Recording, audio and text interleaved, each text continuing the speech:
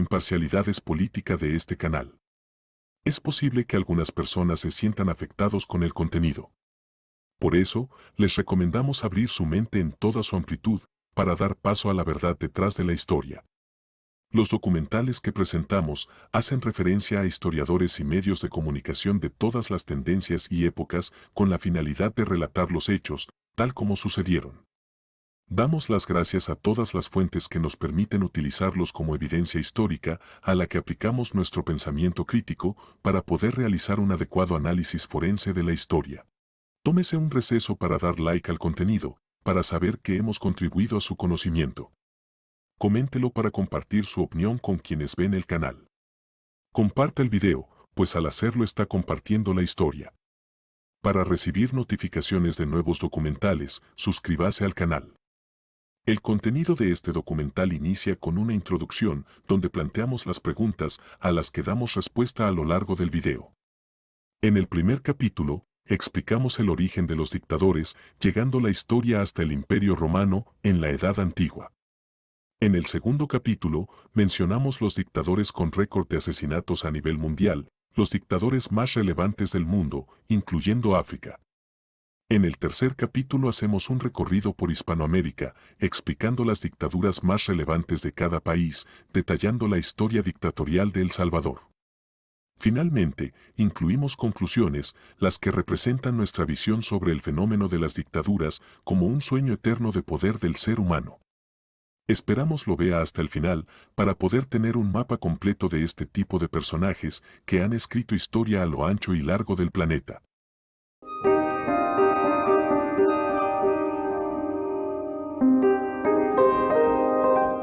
Introducción. ¿Qué es un dictador? ¿Desde cuándo existen los dictadores? ¿Dónde se originaron los dictadores? ¿Qué dio origen a los dictadores? ¿Quiénes han sido los dictadores más notables en el planeta? ¿Quiénes han sido los dictadores en Hispanoamérica? Los dictadores. ¿Han sido malos o buenos? En el siguiente documental se da respuesta a estas preguntas y se detallan los principales dictadores del planeta, de Hispanoamérica y de El Salvador. También explicaremos qué tan buenos o malos son los dictadores para los países donde surgieron. Esperamos sea de interés y utilidad este contenido.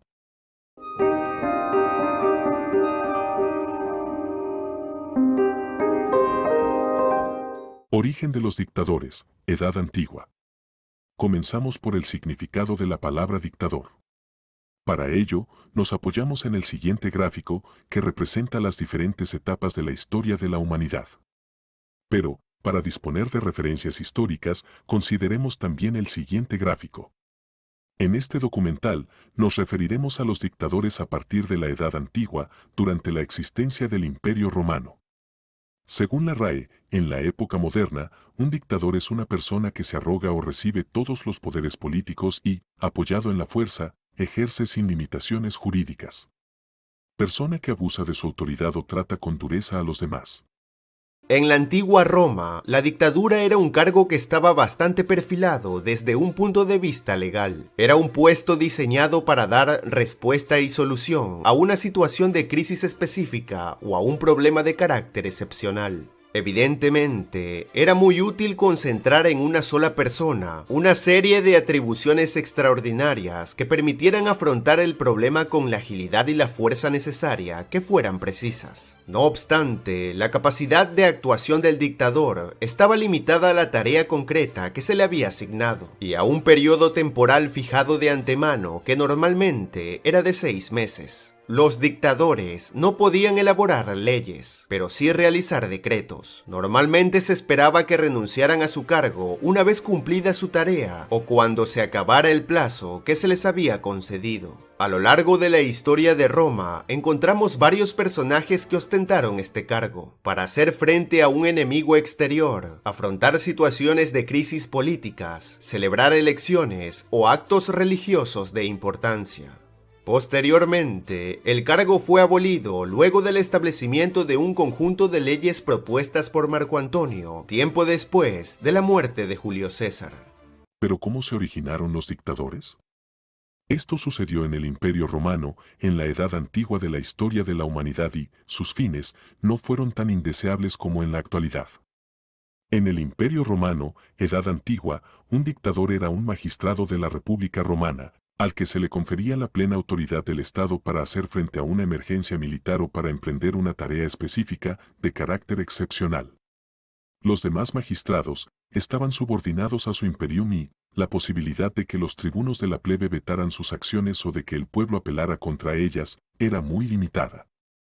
Sin embargo, para evitar que la dictadura amenazara al propio Estado, se impusieron importantes limitaciones a sus poderes. 1. Un dictador solo podía actuar dentro de la esfera de autoridad a la que estaba destinado. 2. Estaba obligado a renunciar a su cargo una vez cumplida la tarea que se le había encomendado, o al cabo de 6 meses.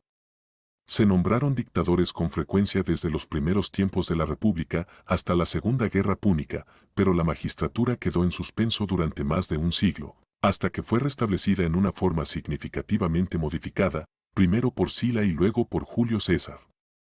Este cargo se suprimió formalmente tras la muerte de César y no se restableció bajo el imperio.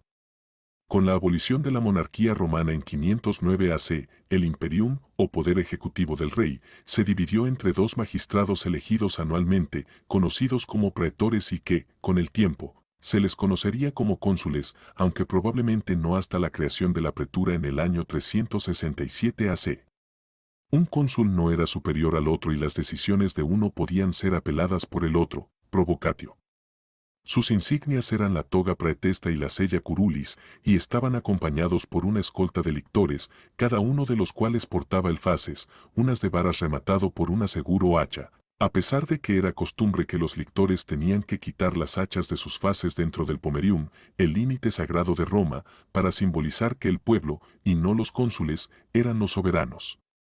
Después de varios años, el temor de una guerra inminente, tanto contra los sabinos como contra la Liga Latina, junto con la sospecha generalizada de que uno o ambos cónsules estaban a favor de la restauración de la monarquía, condujo a la solicitud para que se nombrara a un praetor maximus, o dictator, el que da las órdenes, puesto muy parecido a la magistratura suprema de las otras ciudades latinas.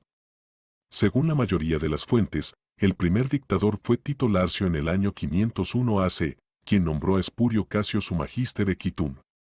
Aunque hay indicios de que en una época anterior pudo haberse utilizado el término praetor maximus, el título oficial del dictador a lo largo de la historia de la República fue magister populi. Su lugarteniente era el magister equitum, maestro del caballo, es decir, de la caballería. Sin embargo, el uso del término dictator para referirse al magister populi parece haber sido una práctica generalizada desde los primeros tiempos. El nombramiento de un dictador requería 3 trámites. 1. El Senado romano debía emitir un decreto conocido como Senatus Consultum, autorizando a uno de los cónsules a designar, dicere, a un dictador. Técnicamente, un Senatus Consultum era de carácter consultivo y no tenía fuerza de ley, pero en la práctica casi siempre se cumplía. Cualquiera de los 2 cónsules podría nominar a un dictador. 2. Si ambos cónsules estaban disponibles, el dictador se elegía de común acuerdo. Si no podían ponerse de acuerdo, los cónsules echaban a suertes la responsabilidad. 3. Finalmente, la comitia curiata debía atribuirle el imperium al dictador mediante la aprobación de una disposición conocida como lex curiata de imperio. Un dictador podía ser nominado por diferentes razones o causa. Las más comunes eran: 1. Rei gerundae causa, para que así se haga, utilizada en el caso de dictadores designados para ejercer un mando militar contra un enemigo específico. 2. Comitiorum habendorum causa, celebración de comitia, o elecciones, cuando los cónsules no podían hacerlo. 3. Clavifigendi causa, un importante rito religioso que consistía en clavar un clavo en la pared del templo de Júpiter óptimo máximo como protección contra la peste. 4. Seditionis sedandae causa, para sofocar la sedición. Existían 4 causas más, pero las dejaremos para otra oportunidad.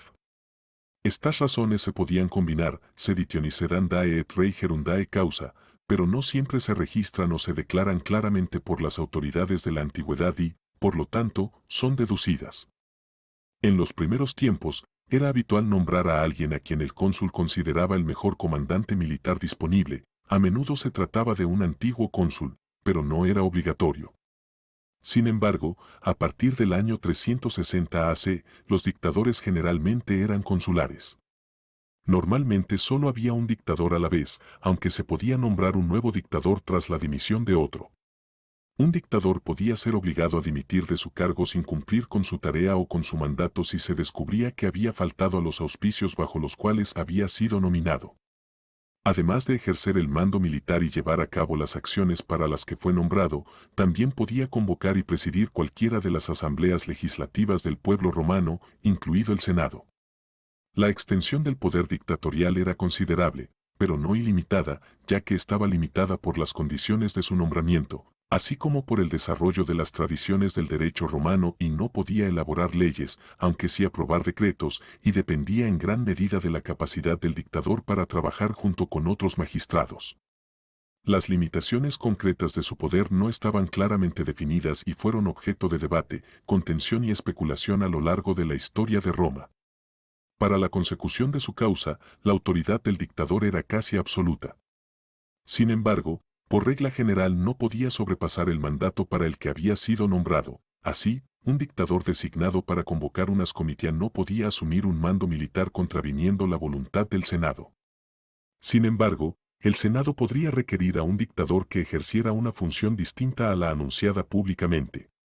Algunos dictadores nombrados para un mando militar también desempeñaron otras funciones, como celebrar unas comitías, pero presumiblemente lo hicieron con el consentimiento del Senado. El imperium de los demás magistrados no quedaba anulado por el nombramiento de un dictador. Seguían desempeñando las funciones de su cargo, aunque sujetos a la autoridad del dictador, y permanecían en el puesto hasta la expiración de su mandato anual, momento en el que, por lo general, el dictador había cesado en sus funciones. Por lo general, los dictadores eran cónsules, y no está claro si el imperium de un dictador podría extenderse más allá del consulado para el que fue nombrado. Théodore Mommsen consideraba que su imperium terminaba al tiempo que su consulado, pero otros autores opinan que podría continuar más allá del final del año civil y, de hecho, hay varios ejemplos en los que un dictador parece haber iniciado un nuevo año sin ningún cónsul, aunque algunos estudiosos dudan de la autenticidad de estos años dictatoriales. Inicialmente el poder de un dictador no estaba sujeto ni a la provocatio, ni al derecho a apelar la decisión de un magistrado, ni a la intercesio, el veto de los tribunos de la plebe.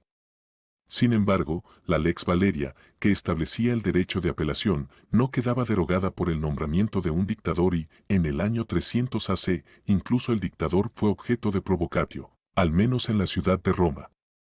También hay evidencia de que el poder de los tribunos plebeyos no quedaba totalmente anulado por las órdenes del dictador y, en el año 210 AC, los tribunos amenazaron con impedir las elecciones convocadas por el dictador Quinto Fulvio Flaco, a menos que aceptara retirar su nombre de la lista de candidatos al consulado. Se esperaba que un dictador renunciara a su cargo una vez concluida con éxito la tarea para la que había sido nombrado, o al cabo de 6 meses. Se pretendía que esta importante limitación impidiera que la dictadura se acercara demasiado al poder absoluto de los reyes romanos. Pero es posible que se haya prescindido de la limitación de 6 meses, cuando el Senado lo consideró oportuno. No se conocen cónsules durante los años 333, 324, 309 y 301, y hay constancia de que el dictador y el magister equitum continuaron en el cargo sin que hubiese ningún otro cónsul. Dada la propia naturaleza de esta magistratura, la mayoría de los expertos sostienen que a un dictador no se le podían exigir responsabilidades por sus actos después de finalizar su cargo, por lo que el procesamiento de Marco Furio Camilo por apropiarse indebidamente del botín de la ciudad etrusca de belleza es excepcional, como tal vez fue el de Lucio Manlio Capitolino en el año 362, que fue depuesto solo porque su hijo, Tito, amenazó la vida del tribuno que había emprendido la acusación.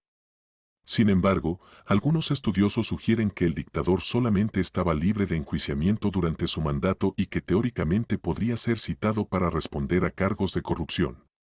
El asesinato de César fue llevado a cabo por conspiradores que se presentaron como salvadores de la República.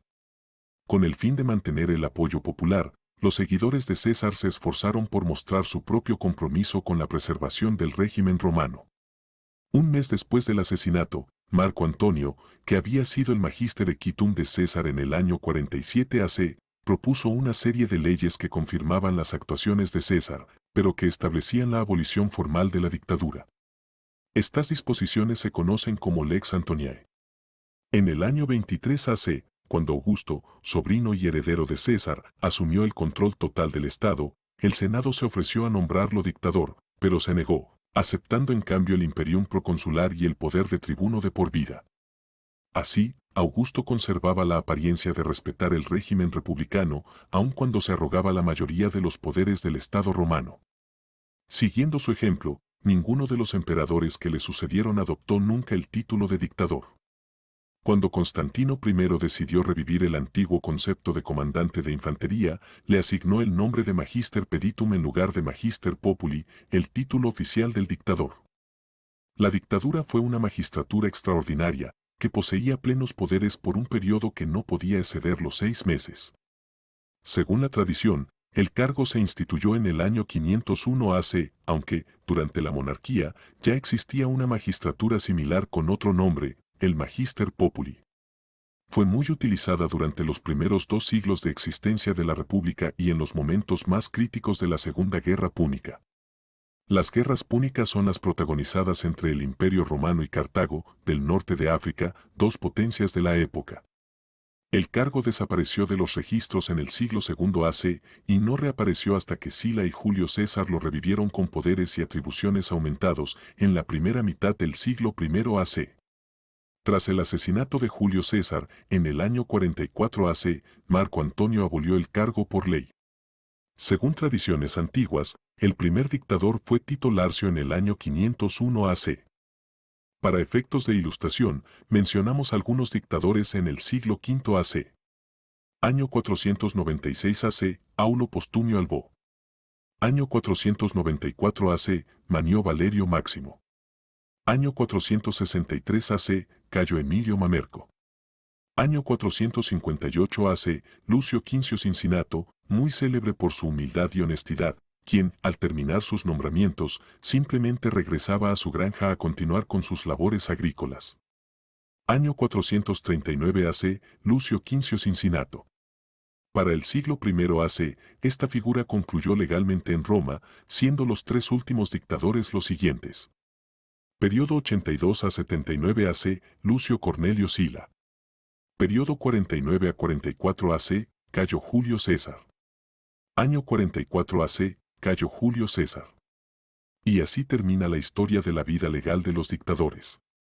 Esta figura fue retomada por otros personajes, atribuyéndose los poderes que antes tuvieron los dictadores del Imperio Romano, haciendo la ley a su medida o pasando sobre toda ley. En la segunda mitad del siglo V antes de nuestra era, las continuas incursiones de volscos, sabinos y ecuos en los dominios de Roma eran una amenaza constante. La situación era muy crítica, y los 2 cónsules romanos se mostraron de acuerdo en nombrar a un dictador para afrontar la amenaza con más garantías de éxito. El elegido sería Cincinato, quien contaba con un gran historial tras haber reprimido una insurrección en Roma. Varias fuentes comentan que su éxito le había costado la mayoría de sus propiedades y el exilio de su hijo a Etruria, al estar implicado en linchamientos de plebeyos durante la revuelta.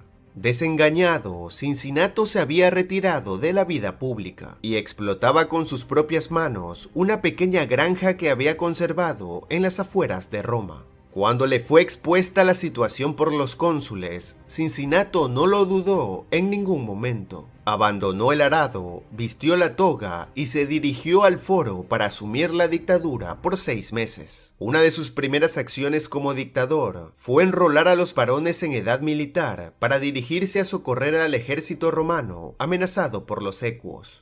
Cincinato y los suyos resultaron victoriosos en el campo de batalla, y tan solo 16 días después de haber asumido la dictadura, renunció a ella, al considerar su labor acabada. Pero en el año 439 antes de nuestra era, ya con 80 años, fue nombrado nuevamente dictador. En este caso, tuvo que afrontar el peligro interno que suponía el rico plebeyo Espurio Melio, quien aprovechando la escasez de trigo, usó su riqueza para comprar una gran cantidad de grano y repartirlo al pueblo romano, quien agradecido lo elevó a la candidatura del consulado.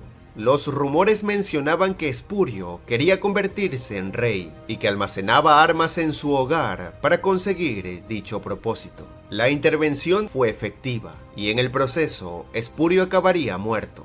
Cincinato volvió a renunciar a la dictadura y posteriormente fallecería a la edad de 90 años. Cincinato se convertiría en el perfecto ejemplo de lo desinteresado que debe ser un político. 100 años después de la expulsión del último rey de Roma, los romanos volvieron a batallar contra los etruscos. Durante 10 años buscaron conquistar la ciudad de Velles, una de las más importantes plazas etruscas. Marco Furio Camilo fue nombrado dictador y finalmente logra someter la codiciada ciudad. Posteriormente, Camilo fue acusado de corrupción en la repartición del botín de Velles, siendo exiliado en Ardea. Durante su ausencia, los romanos fueron testigos de cómo los galos, comandados por Breno, los invadían con ferocidad. Camilo fue nombrado nuevamente dictador y logra reunir un limitado ejército con romanos supervivientes, para así hacerle frente a la amenaza gala. Finalmente, Camilo lograría un acuerdo con los galos para luego dedicarse a restaurar la moral de los romanos, quienes estaban dispuestos a abandonar la destruida ciudad y reubicarse en Velles. Camilo ostentaría el cargo de dictador en 5 ocasiones, logrando grandes triunfos contra los volscos, ecuos y tusculanos. Incluso, siendo un octogenario, se las arregló para detener una nueva incursión gala. Por todos sus logros, Camilo se ganó el respeto y la admiración de los romanos, quienes a su muerte lo honraron con el título de segundo fundador de Roma.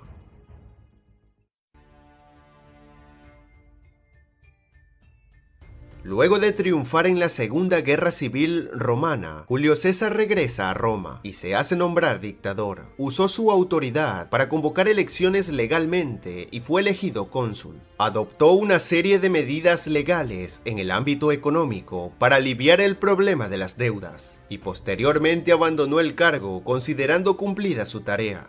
Tras las nuevas victorias que obtuvo sobre sus rivales en África y sobre el rey de Ponto, Julio César retorna a la capital, donde el Senado, fiel a su figura, le afianza aún más en el poder, nombrándolo nuevamente dictador en la primavera del año 46 antes de nuestra era. Esta nueva dictadura era por un plazo de 10 años, algo sin precedentes en la historia de Roma. Con el tiempo, Julio César reuniría todos los poderes políticos en su persona, dejando al Senado como una mera cámara consultiva. Se hizo nombrar cónsul en solitario por 10 años. Se convirtió en dictador perpetuo y jefe supremo del ejército. Además de los mencionados poderes, César ya fungía con el cargo vitalicio de pontífice máximo. Finalmente, Julio César sería asesinado en una conspiración dirigida por los políticos Casio y Bruto en los idus de marzo del año 44 antes de nuestra era. Su muerte impidió acabar algunas de las reformas que tenía en mente, pero sin duda alguna, sus grandes logros militares, políticos y literarios lo han convertido en el personaje más famoso de la historia romana.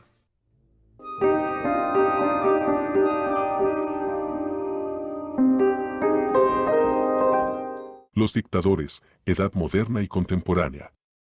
Iniciamos recordando la faceta criminal de los dictadores más prolíferos a lo ancho del planeta y a lo largo de la historia, ya con el concepto e intenciones originales alterados.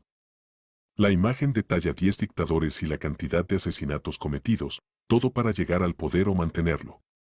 Si observamos, a la cabeza se encuentra un líder comunista, Mao Zedong, líder de la Revolución Comunista de China.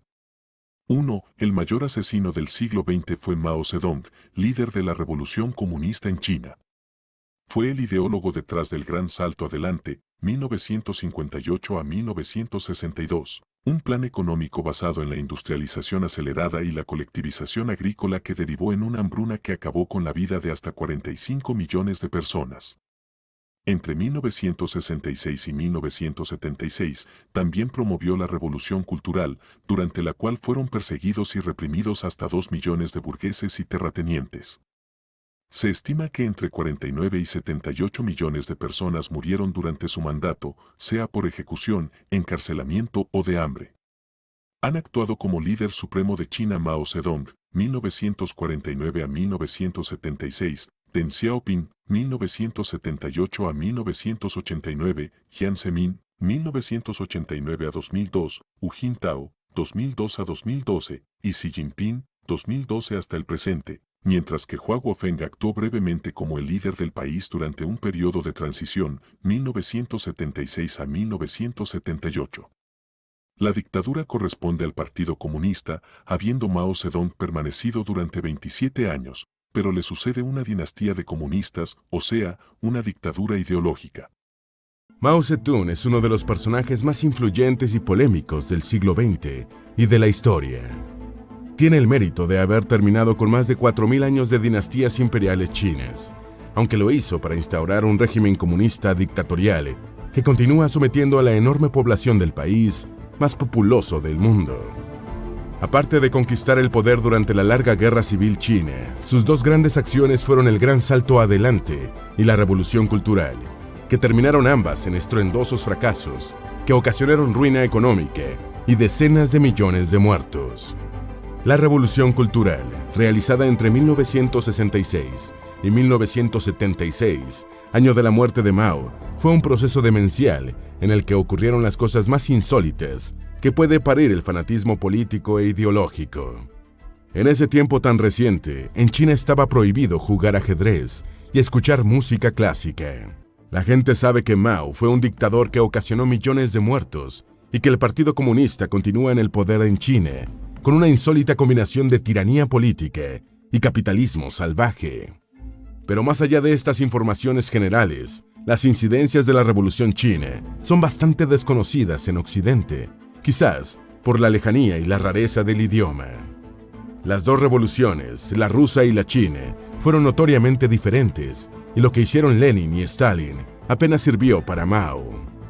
Mao no necesitó montar una temible policía política para sostenerse en el poder, como ocurrió en Rusia con la Checa, el NKVD, o Comisariado del Pueblo para Asuntos Internos, y finalmente el KGB, o Comité para la Seguridad del Estado.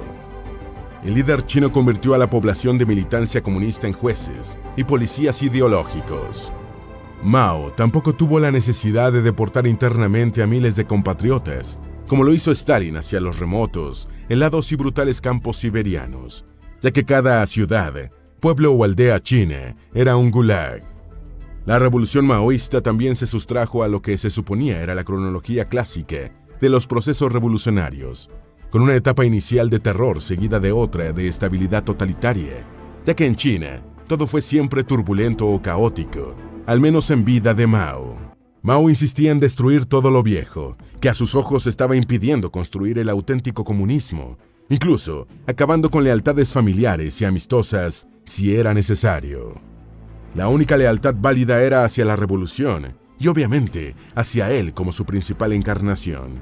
Mao era el padre de todos, y se podía prescindir de los padres biológicos o afectivos, si era necesario, para la salud de la revolución. ¿Dónde estaría China ahora si las reformas económicas de Deng Xiaoping en los años 1960 no hubieran sido abortadas por la revolución cultural de Mao? La vida de Mao Zedong demuestra que el fanatismo político e ideológico puede ser muy trágico y que, por ello, hay que defender los sistemas políticos que respeten los derechos humanos y la libertad de emprender. 2. El siguiente en la nómina es Joseph Stalin, también líder de un país comunista que estuvo 30 años en el poder bajo los auspicios del Partido Comunista. Joseph Stalin sirvió como secretario general del Comité Central del Partido Comunista de la Unión Soviética entre 1922 y 1952. Al asumir el poder, sofocó gradualmente a todos los disidentes políticos de su gobierno, incluyendo a León Trotsky, su principal opositor. A partir de 1930 se desencadenó la llamada Gran Purga o Gran Terror de Stalin, una serie de campañas de represión y persecución con millones de víctimas ejecutadas por delitos políticos y penales, muertos en gulags y en reasentamientos forzosos. Deportaciones masivas por razones étnicas o religiosas, con millones muertos durante los traslados. En paralelo a la Gran Purga, Los planes quinquenales de Stalin para transformar Rusia de un país agrícola a uno industrializado causaron una gran hambruna en todo el territorio soviético entre 1932 y 1933. Se estima que entre 6 y 8 millones de personas murieron de inanición, siendo la mayoría de los fallecidos de origen ucraniano. En total, se le atribuyen aproximadamente 23 millones de muertes al líder ruso. 3. El tercer lugar es para Adolf Hitler, responsable de la muerte de 17 millones de personas, una cifra que se desprende de las bajas en los frentes de batalla durante la Segunda Guerra Mundial, por un lado, y los más de 6 millones de judíos, homosexuales y gitanos que fueron exterminados en campos de concentración nazis durante el Holocausto entre 1941 y 1945. Hitler estuvo 12 años en el poder, desde 1933 hasta 1945. 4. El cuarto lugar es para Leopoldo II, fue el segundo rey de los belgas desde 1865 hasta su muerte en 1909, habiendo permanecido en el poder 44 años. Fue el fundador y único propietario del Estado Libre del Congo, un territorio de más de 2.300.000 kilómetros cuadrados que heredó a raíz del reparto de África, pactado en la Conferencia de Berlín de 1884. El monarca belga impulsó una serie de proyectos privados que lo ayudaron a amasar una gran fortuna, entre ellas la explotación de caucho, diamantes y otras piedras preciosas del Congo. Nada de ello hubiera sido posible sin la utilización de la población nativa como mano de obra forzada y esclava. La opresión de Leopoldo II hizo que la población del país africano pasara de 20 a 10 millones de habitantes al final de su reinado. Se estima que su régimen africano fue responsable de la muerte de entre 10 y 15 millones de congoleños. La nómina de esta élite de dictadores continúa hasta llegar a 10, pero otras regiones del planeta también tuvieron su turno para ser gobernados por dictadores. Estatuas de Leopoldo II, como esta, en la zona marítima de Ostende, las hay por todas partes en Bélgica. Pero en ningún lado se menciona que estos fastuosos monumentos se financiaron con el caucho congoleño, ni se habla de los millones de congoleños que mataron para explotar los recursos naturales de sus tierras. Al contrario, la página oficial de turismo promociona un tour a pie en el que se destacan cómo esos logros del monarca aumentaron el prestigio de la ciudad. Deseoso de establecer a Bélgica como una potencia imperial, lideró los primeros esfuerzos europeos para desarrollar la cuenca del río Congo, haciendo posible la formación en 1885 del Estado Libre del Congo, anexado en 1908 como Congo belga y ahora República Democrática del Congo. Aunque desempeñó un papel importante en el desarrollo del Estado belga moderno, también fue responsable de las atrocidades generalizadas cometidas bajo su gobierno contra sus súbditos coloniales. Presentándose a sí mismo como un filántropo deseoso de llevar los beneficios del cristianismo, la civilización occidental y el comercio de los nativos africanos, Leopoldo organizó una conferencia internacional de exploradores y geógrafos en el Palacio Real de Bruselas en 1876. Varios años después, contrató al explorador Henry Morton Stanley para ser su hombre en África. Durante 5 años, Stanley recorrió los inmensos cursos de agua de la cuenca del río de Congo, estableciendo puestos comerciales, construyendo caminos y persuadiendo a los jefes locales, casi todos analfabetos, para que firmaran tratados con Leopoldo. Los tratados, algunos de los cuales parecen haber sido manipulados posteriormente a gustos del monarca. África no es la excepción y también tiene su secuela de dictadores. 1. Teodoro Obiang Nguema lideró en 1979 un golpe de estado contra su tío, Francisco Macías Nguema, el primer líder de Guinea Ecuatorial tras su independencia de España, el 12 de octubre de 1968. Al 2019, cumplió 40 años ininterrumpidos en el poder, más que cualquier otro mandatario no monárquico en la actualidad. Guinea Ecuatorial es una de las 22 dictaduras que hay en África al año 2019. Todos, países considerados no libres por el Índice Anual de Libertad en el Mundo que elabora Freedom House. Otros 22 son parcialmente libres, regímenes híbridos en los que conviven elementos democráticos con autoritarios. Solo 10 son democracias plenas: Benín, Botsuana, Cabo Verde, Ghana, Mauricio, Namibia, Santo Tomé y Príncipe, Senegal, Sudáfrica y Túnez. Brad L. Carter, profesor de la Escuela de Relaciones Internacionales de la Universidad del Sur de California, consultado por Infobae, manifiesta lo siguiente. La difícil historia del continente africano influye profundamente en su presente. Sabemos, por ejemplo, que los gobiernos coloniales crearon un conjunto de instituciones políticas en las que existían pocos controles sobre el poder ejecutivo, y estas instituciones fueron legadas a los gobiernos independientes. También sabemos que los políticos de todo el mundo rara vez están dispuestos a crear controles institucionales a su propio poder y, en cualquier caso, este tipo de mecanismos tardan años en afianzarse. Es imposible analizar África sin considerar las características de la colonización europea. La conquista fue mucho más brutal que en otras regiones porque, durante siglos, se usó al continente como un criadero de esclavos para vender en distintas partes del mundo. 2. Yoweri Kaguta Museveni, al 2019 tenía 33 años al mando de Uganda. Formó parte del derrocamiento del sanguinario Idi Amin, 1971-1979, y luego lideró el Ejército de Resistencia Nacional que, en 1985, tumbó al sucesor Milton Obote. Primero gobernó sin llamar a elecciones hasta que empezó a aceptar ciertas formas de participación opositora muy limitadas. 3. Idriss Déby, al 2019 tenía 28 años y medio al frente de Chad. Se formó como militar en Francia, donde se graduó de piloto. Participó de la guerra civil que terminó con la victoria de Hissène Habré, que gobernó entre 1982 y 1990. Ese año, Déby comandó un movimiento insurgente que derrocó a la terrible dictadura que él había contribuido a consolidar. A diferencia de otros autócratas, aceptó desde un comienzo la participación de distintos partidos, aunque siempre en comicios controlados para asegurarse triunfos holgados. 4. Denis Sassou Nguesso, al año 2019 tenía 21 años en el poder en República del Congo, Brazzaville. Fue un destacado militar que recibió entrenamiento en Argelia y en Francia y volvió a su país con fuertes ambiciones políticas. Llegó al poder por primera vez en 1979, pero la caída de la Unión Soviética, a la que estaba alineada, lo forzó a irse en 1992. Tras un tiempo en el exilio, volvió para competir en elecciones que terminaron en una guerra civil de la que salió victorioso en 1999. 5. Hosni Mubarak. En los últimos años se produjeron algunos intentos fallidos en África. Los primeros dos, en el marco de la primavera árabe, el movimiento de revueltas que hizo tambalear a muchos dictadores del mundo árabe. Uno de ellos fue Hosni Mubarak que, tras casi 30 años como un faraón moderno de Egipto, renunció el 11 de febrero de 2011 tras varias semanas de inéditas protestas que le hicieron perder el apoyo del ejército.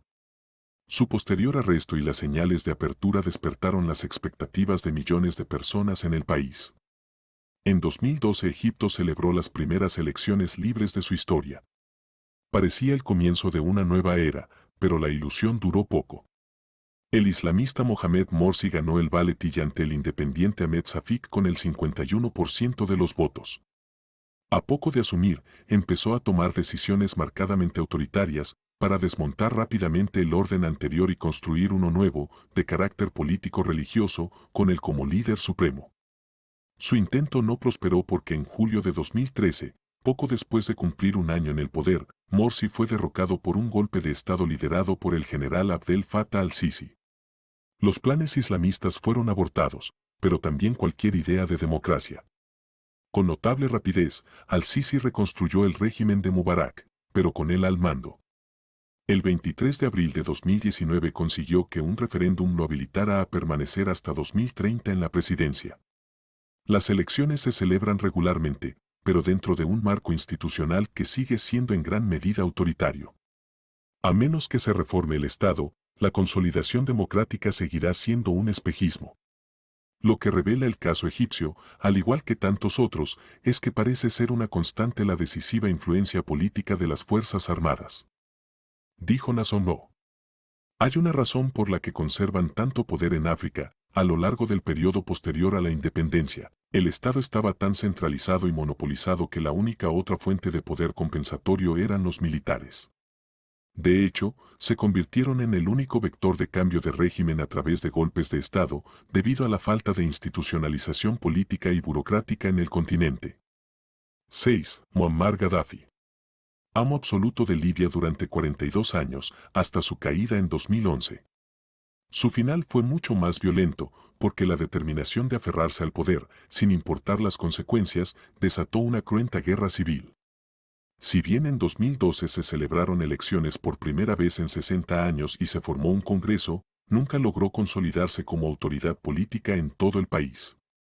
Grandes franjas del territorio estaban en manos de distintos grupos armados y en el este surgió otra entidad, la Cámara de Representantes, que pretende ocupar su lugar.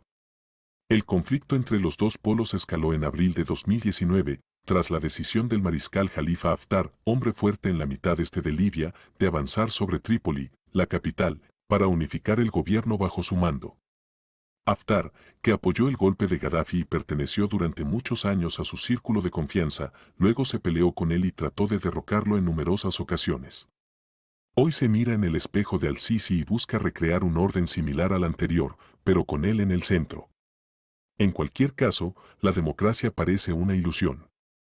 Como ejemplo de las ansias de poder en África, dejamos hasta aquí, pero la nómina y su historia es una constante en África.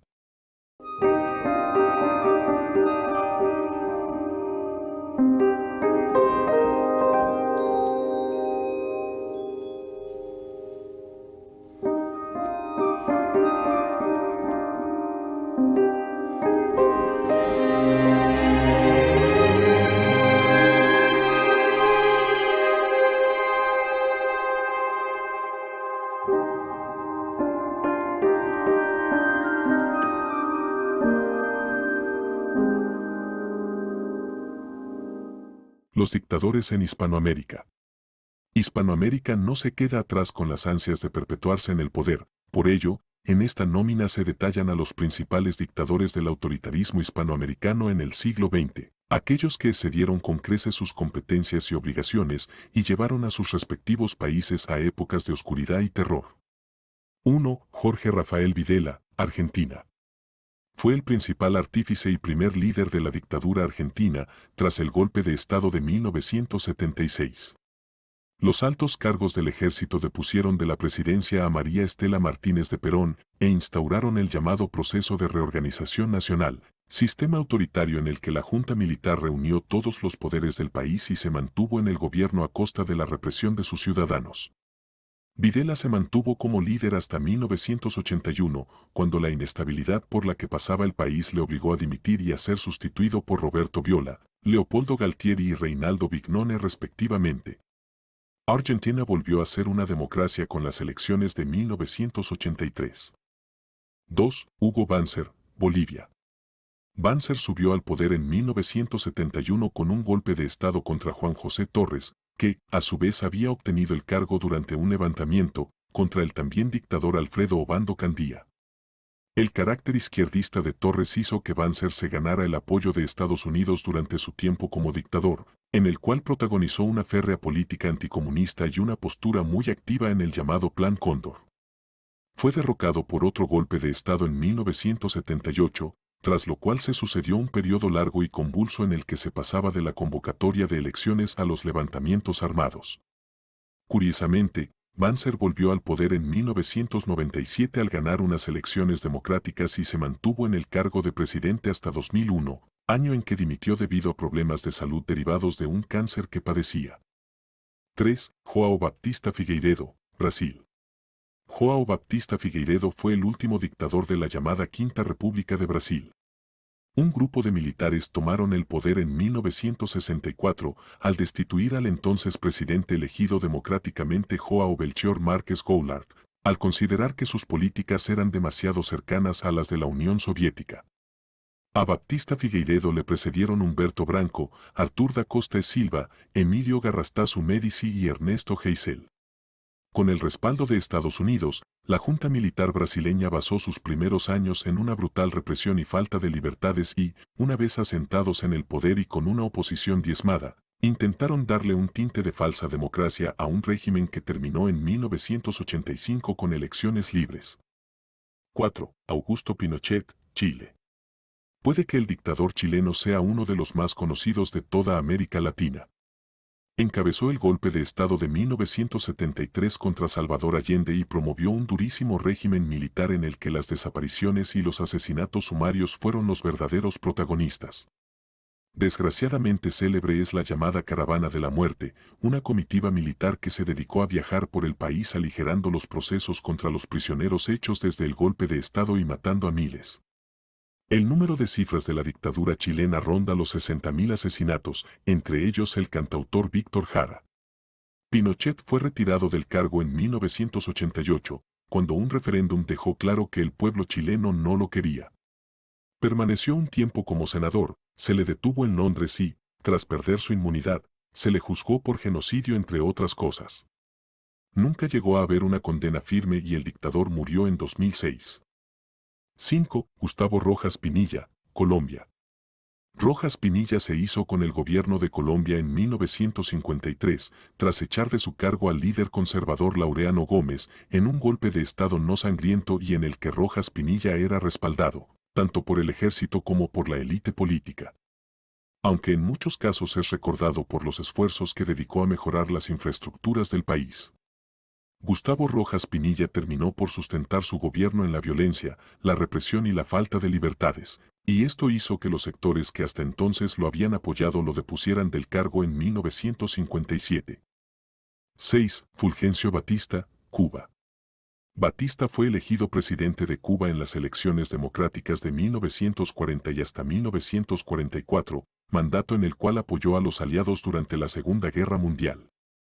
Cuando volvió a presentarse como candidato en 1952, las encuestas le pronosticaban una derrota segura, por lo que Batista decidió romper el orden constitucional e instauró una dictadura afín al gobierno estadounidense.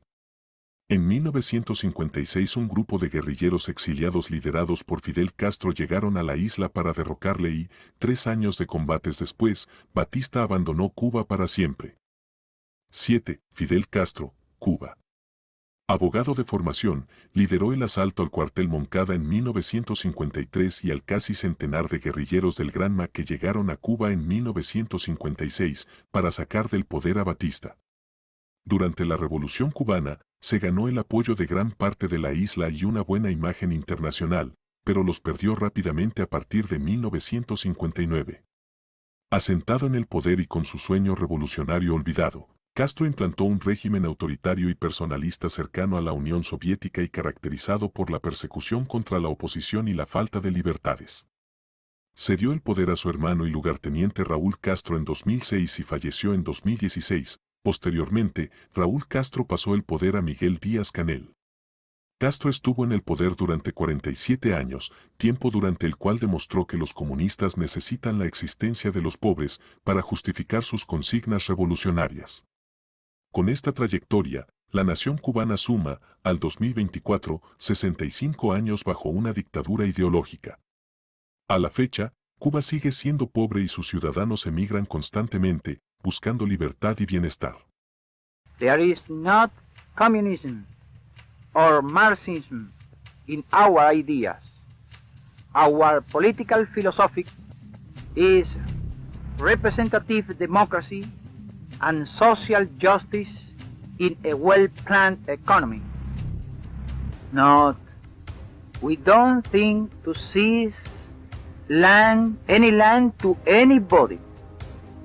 What we will do is to buy those lands that we out of production to give them to poor countrymen. We will establish a real representative and democratic government. I don't think in being president. I am not fighting for that, nor for any other charge.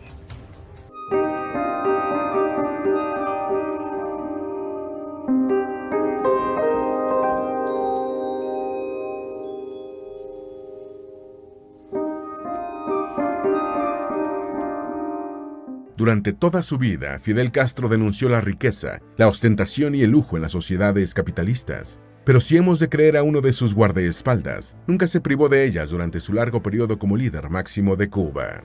Juan Reinaldo Sánchez afirmó haber conocido al verdadero Fidel Castro, del que fue un cercano agente de seguridad, tal como le demuestran las fotos en las que aparece sonriente o relajado al lado del dirigente comunista. Según Sánchez, autor del libro La vida oculta de Fidel Castro, publicado en 2014 después de escapar de Cuba en 2008, el jefe del gobierno cubano tenía más de 20 residencias, un coto de caza y una isla privada al sur de Bahía de Cochinos, con un restaurante flotante. No muchas personas en el mundo pueden decir que tienen una marina privada con 4 yates, un bote de pesca y más de 100 hombres que cuidan esas propiedades, dijo Sánchez. Al contrario de lo que siempre ha dicho, Fidel nunca ha renunciado a las comodidades capitalistas o escogido vivir en la austeridad. Su modo de vida es el de un capitalista sin ningún tipo de límite, añadió el antiguo guardaespaldas en su libro. A pesar de que el salario oficial de Castro era de $36 al mes, en 2006 Forbes lo incluyó en el top 10 de los reyes, reinas y dictadores más ricos del mundo. 8. Guillermo Rodríguez Lara, Ecuador. El presidente Velasco Ibarra nombró comandante general del ejército a Guillermo Rodríguez Lara en 1971 tras un fallido levantamiento militar. Desde esa nueva posición, y solo un año después, Lara organizó otro levantamiento junto a los altos mandos de los 3 ejércitos, que triunfó y le colocó como líder de la nación. Los militares proclamaron que su gobierno sería nacionalista y revolucionario, y lo hicieron con la idea de aprovechar la bonanza económica que se avecinaba por las exportaciones del país. Guillermo Rodríguez Lara impuso un estado de sitio que le permitía suspender los derechos fundamentales durante casi 4 años, fue depuesto pacíficamente en 1974, siendo sustituido por una junta militar con representantes de los 3 ejércitos. La democracia volvería a Ecuador en 1979. 9. Carlos Castillo Armas, Guatemala. El militar de carrera, Carlos Castillo Armas, fue la cara visible del golpe de Estado de 1954, un levantamiento contra el gobierno democráticamente elegido de Jacobo Arbenz, que fue completamente planeado y llevado a cabo por la CIA para defender los intereses económicos estadounidenses en su país. Guatemala vivió una durísima represión durante sus años de gobierno y, cuando fue asesinado en 1957 por un miembro de su guardia, un periodo convulso de inestabilidad política y levantamientos armados que, vistos en conjunto, podrían interpretarse como una guerra civil de casi 3 décadas. 10. François Duvalier, Haití. Conocido popularmente como Papa Doc, François Duvalier empezó su carrera política siendo un personaje muy popular hasta el punto que ganó las elecciones de 1957. Pero al año siguiente suspendió todas las garantías constitucionales y se erigió como un cruel y represivo dictador, nombrándose presidente vitalicio en 1964.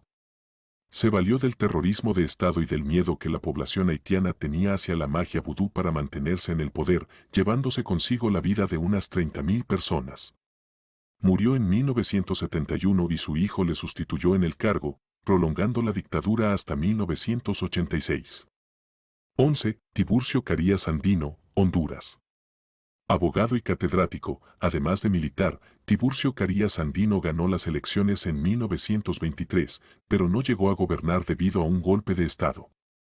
En 1933 volvió a ganar las elecciones y rápidamente empezó a preparar el sistema constitucional para poder prolongar su estancia en el poder, que se alargaría hasta 1948. Durante todo su gobierno, el país se vio envuelto en una situación de grave crisis económica y de constantes levantamientos campesinos o intentos de quitárselo de en medio, lo cual fue aprovechado por el dictador para convertirse en uno de los regímenes más sangrientos de Centroamérica. 12. Familia Somoza, Nicaragua.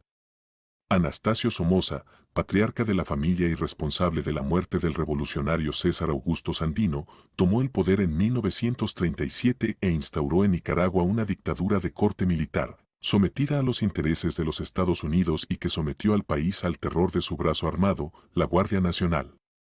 El dictador y sus 2 hijos, Luis y Anastasio, gobernaron el país directamente o a través de gobiernos títeres, hasta que en 1979 la llamada Revolución Sandinista puso fin a su estirpe.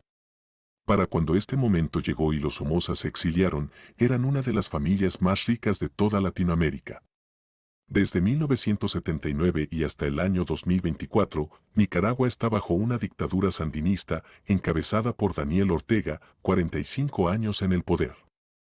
13. Manuel Antonio Noriega, Panamá. Noriega es un ejemplo de dictador caótico. Se hizo con el poder en 1983 siguiendo órdenes de la CIA y, en sus años como líder del país, sumió a Panamá en una espiral de corruptelas, violencia y crisis económica, mientras él se relacionaba con el cartel de Medellín y se involucraba cada vez más en el tráfico de drogas y armas. En 1989 Estados Unidos desplegó una fuerza aproximada de 27.000 soldados en el país con el único fin de deponer y arrestar al dictador Noriega. Fue condenado y murió en 2011 en Panamá a causa de un tumor cerebral. 14. Alfredo Stroessner, Paraguay. En 1954 depuso al presidente Federico Chávez e instauró un gobierno dictatorial anticomunista estrechamente ligado a los intereses de Estados Unidos. En su posición de poder, en la que se mantuvo más de 3 décadas, suprimió cualquier tipo de derecho constitucional o libertad y persiguió duramente a los opositores y disidentes como parte del Plan Cóndor, como demuestran los llamados archivos del terror, encontrados en una vieja comisaría en 1992. Stroessner fue derrocado en 1989 por su mano derecha, Andrés Rodríguez Pedotti, y nunca fue juzgado por sus crímenes porque se exilió a Brasil hasta su muerte en 2006. 15. Juan Velasco Alvarado, Perú. Comandó el golpe de Estado que derrocó al presidente legítimo Fernando Belaúnde Terry en 1968 y protagonizó unos primeros años de durísima represión, seguidos por una mala situación económica y un rechazo general de la sociedad. Fue depuesto del cargo a través de otro golpe militar en 1975 y sustituido por Francisco Morales. Este segundo aguantaría en el poder hasta 1980, cuando unas elecciones libres devolvieron a Fernando Belaúnde Terry a la presidencia. 16. Alberto Fujimori, Perú. Fujimori, peruano-japonés, ganó las elecciones en 1990, pero en 1992 dio un autogolpe de Estado, con el apoyo de las Fuerzas Armadas, y asumió todas las competencias, disolviendo el Congreso e interviniendo el Poder Judicial. Fujimori aseguró su permanencia en el cargo hasta 1995 y, luego otra vez, hasta el año 2000, pero las desapariciones y asesinatos de varios miembros de la oposición y los casos de corrupción de sus colaboradores hicieron que, mientras estaba en Japón, enviara un fax renunciando al cargo. En 2005, durante un viaje a Chile, fue arrestado y juzgado por corrupción y crímenes de lesa humanidad. 17. Rafael Leónidas Trujillo, República Dominicana. Responsable, según las autoridades, de unas 50.000 muertes, el dictador Trujillo gobernó República Dominicana desde 1930 hasta 1961, tras quitarse de en medio al presidente Horacio Vázquez, aunque hubo periodos en los que tuvo que hacerlo a través de gobiernos títeres. Su dictadura es recordada como una de las más sangrientas y se caracterizó por la brutal persecución contra cualquiera que pudiera causar problemas al régimen y por el exacerbado culto a la personalidad del tirano. Rafael Leónidas Trujillo fue asesinado en 1961 durante un golpe de Estado llevado a cabo por militares con el apoyo de la CIA, que temía que la barbarie de Trujillo pudiera promover un levantamiento izquierdista. A su dictadura la siguió un breve periodo de autoritarismo, encabezado por una junta militar. 18. Juan María Bordaberry, Uruguay. Bordaberry fue elegido presidente en 1971 y, 2 años después, decidió aliarse con un grupo de altos cargos militares para dar un golpe de Estado e instaurar una dictadura en la que él sería presidente, pero mandaría el ejército. Fue destituido en 1976 por Alberto de Mochelli y a su vez, por Aparicio Méndez. En 1980 un plebiscito dejó claro que la sociedad quería acabar con la dictadura, pero el general Gregorio Álvarez asumió el poder y prolongó la dictadura hasta 1984. La situación de crisis económica, represión, violación de derechos y crímenes de lesa humanidad que se vivió en Uruguay durante la dictadura, sirvió como base a Mario Benedetti para publicar su obra de teatro Pedro y el Capitán. 19. Marcos Pérez Jiménez, Venezuela. Cabecilla del derrocamiento del socialdemócrata Rómulo Gallegos en 1948, Marcos Pérez Jiménez y sus aliados constituyeron una junta militar de la que, debido al asesinato de un candidato y a la imposición por la fuerza, él mismo acabó al frente en noviembre de 1952. Sirviéndose de la policía, entonces llamada Seguridad Nacional, Marcos Pérez extendió el terror y la represión por todo el país hasta que en 1958 la situación le fue demasiado contraria, con la oposición cerrando la soga en torno a su cuello y cada vez menos apoyo de los militares, y decidió exiliarse, muriendo en España en el año 2001. Como un punto y aparte, El Salvador también tiene su historial de dictaduras, comenzando con el general Maximiliano Hernández Martínez, aunque también puede hablarse de dictaduras oligárquicas, las que antes de Martínez dominaban el país y su quehacer político y económico. Juan Orlando Hernández gobernó Honduras entre 2014 y 2022, pero no tuvo tiempo de disfrutar del dinero mal habido durante su mandato, ya que en febrero del año 2022, apenas un mes después de dejar la casa presidencial hondureña, Estados Unidos solicitó su extradición por delitos de tráfico de sustancias. El 15 de febrero del año 2022, Hernández salió de su lujosa mansión particular de Tegucigalpa, esposado de pies y manos. El arresto del presidente, respaldado por el derechista Partido Nacional, puso fin a un periodo de al menos 10 años de gobiernos en Honduras marcados por el delito de tráfico de narcóticos. Porfirio Lobo Sosa, conocido como Pepe Lobo, antecesor de Hernández como presidente hondureño, entre 2010 y 2014, también figura en el expediente de 14 páginas enviado por Estados Unidos. Se afirma que los dos recibieron grandes cantidades de dinero por parte del mafioso hondureño, Ardón Soriano, conocido como Chande, quien fue pieza clave en la detención de Hernández.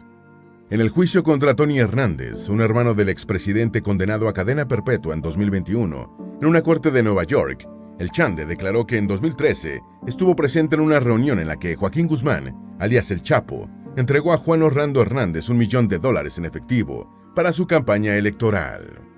Juan Orlando Hernández fue extraditado a Estados Unidos el 21 de abril del año 2022, a bordo de un avión de la DEA con destino a Nueva York.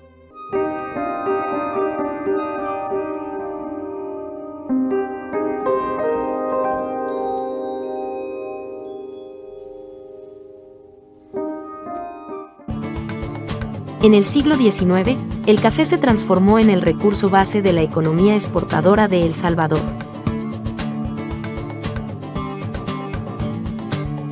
Su cultivo fue introducido en el año 1846 por el presidente Eugenio Aguilar y se intensificó durante la presidencia de Gerardo Barrios, con el surgimiento de reformas para algunas familias que tenían la posibilidad de producir el grano de oro. Este preciso momento es cuando se da el surgimiento de las 14 familias productoras de café, llamadas oligarcas, las cuales tomaron el frente del dominio, como el resalte, en los gobiernos de las familias Meléndez y Quiñones, durando desde el año 1913 al año 1927.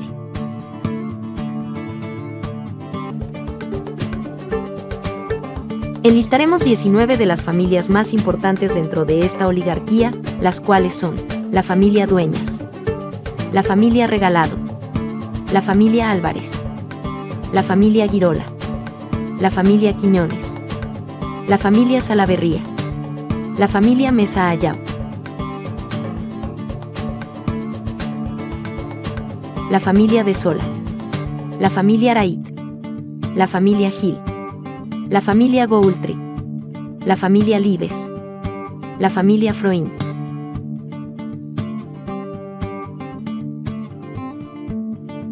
la familia Daglio, la familia Gadala María, la familia Safi, la familia Solmillet, la familia Quenese, la familia Meardi,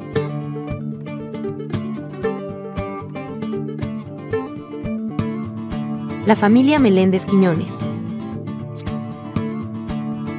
Se le conoce como dinastía Meléndez Quiñones a una serie de periodos presidenciales ejercidos en El Salvador por miembros de una misma familia, acaudalada y proveniente de Santa Ana, iniciando en 1913 con Carlos y acabando en 1931 con Pío Romero Bosque.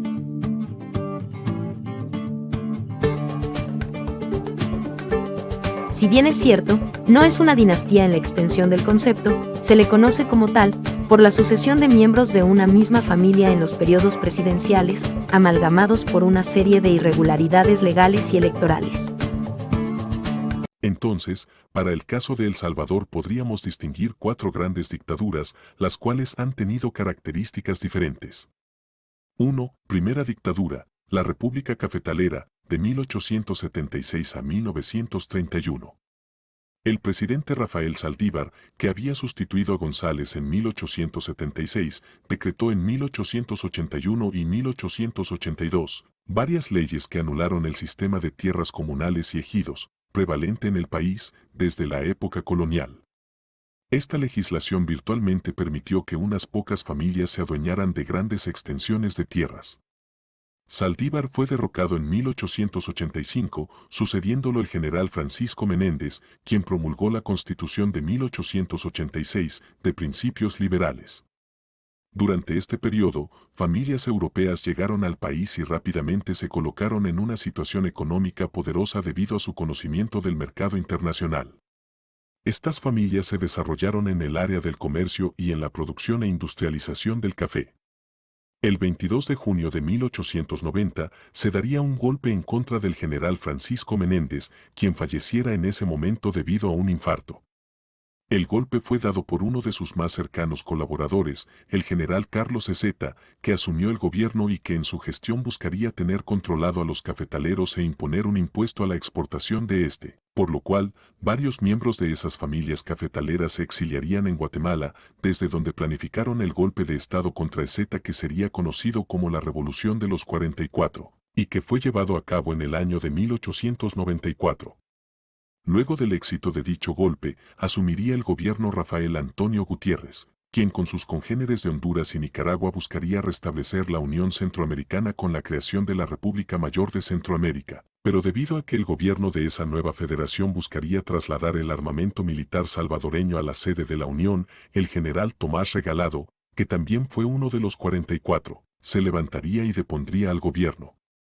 A partir de 1898, con la llegada al poder del general Tomás Regalado y hasta 1931, se sucedieron una serie de gobiernos estables. La presidencia quedó en manos de los grandes terratenientes cafetaleros. La élite económica gobernó el país pasándose la presidencia en forma directa. A este periodo histórico se le conoce como la República Cafetalera. Luego, en 1881, el 26 de febrero de este mismo año, el presidente Dr. Rafael Saldívar crea decretos para expropiar las tierras comunales y ejidales. Todo esto con el fin de estimular la expansión del cultivo del café a través de la propiedad de la tierra.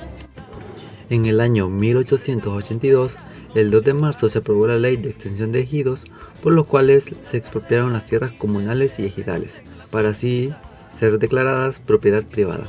Y en el año 1889 se crea la Policía Rural en los departamentos cafetaleros, dado que comenzaron los empresitos ingleses para la construcción de ferrocarril.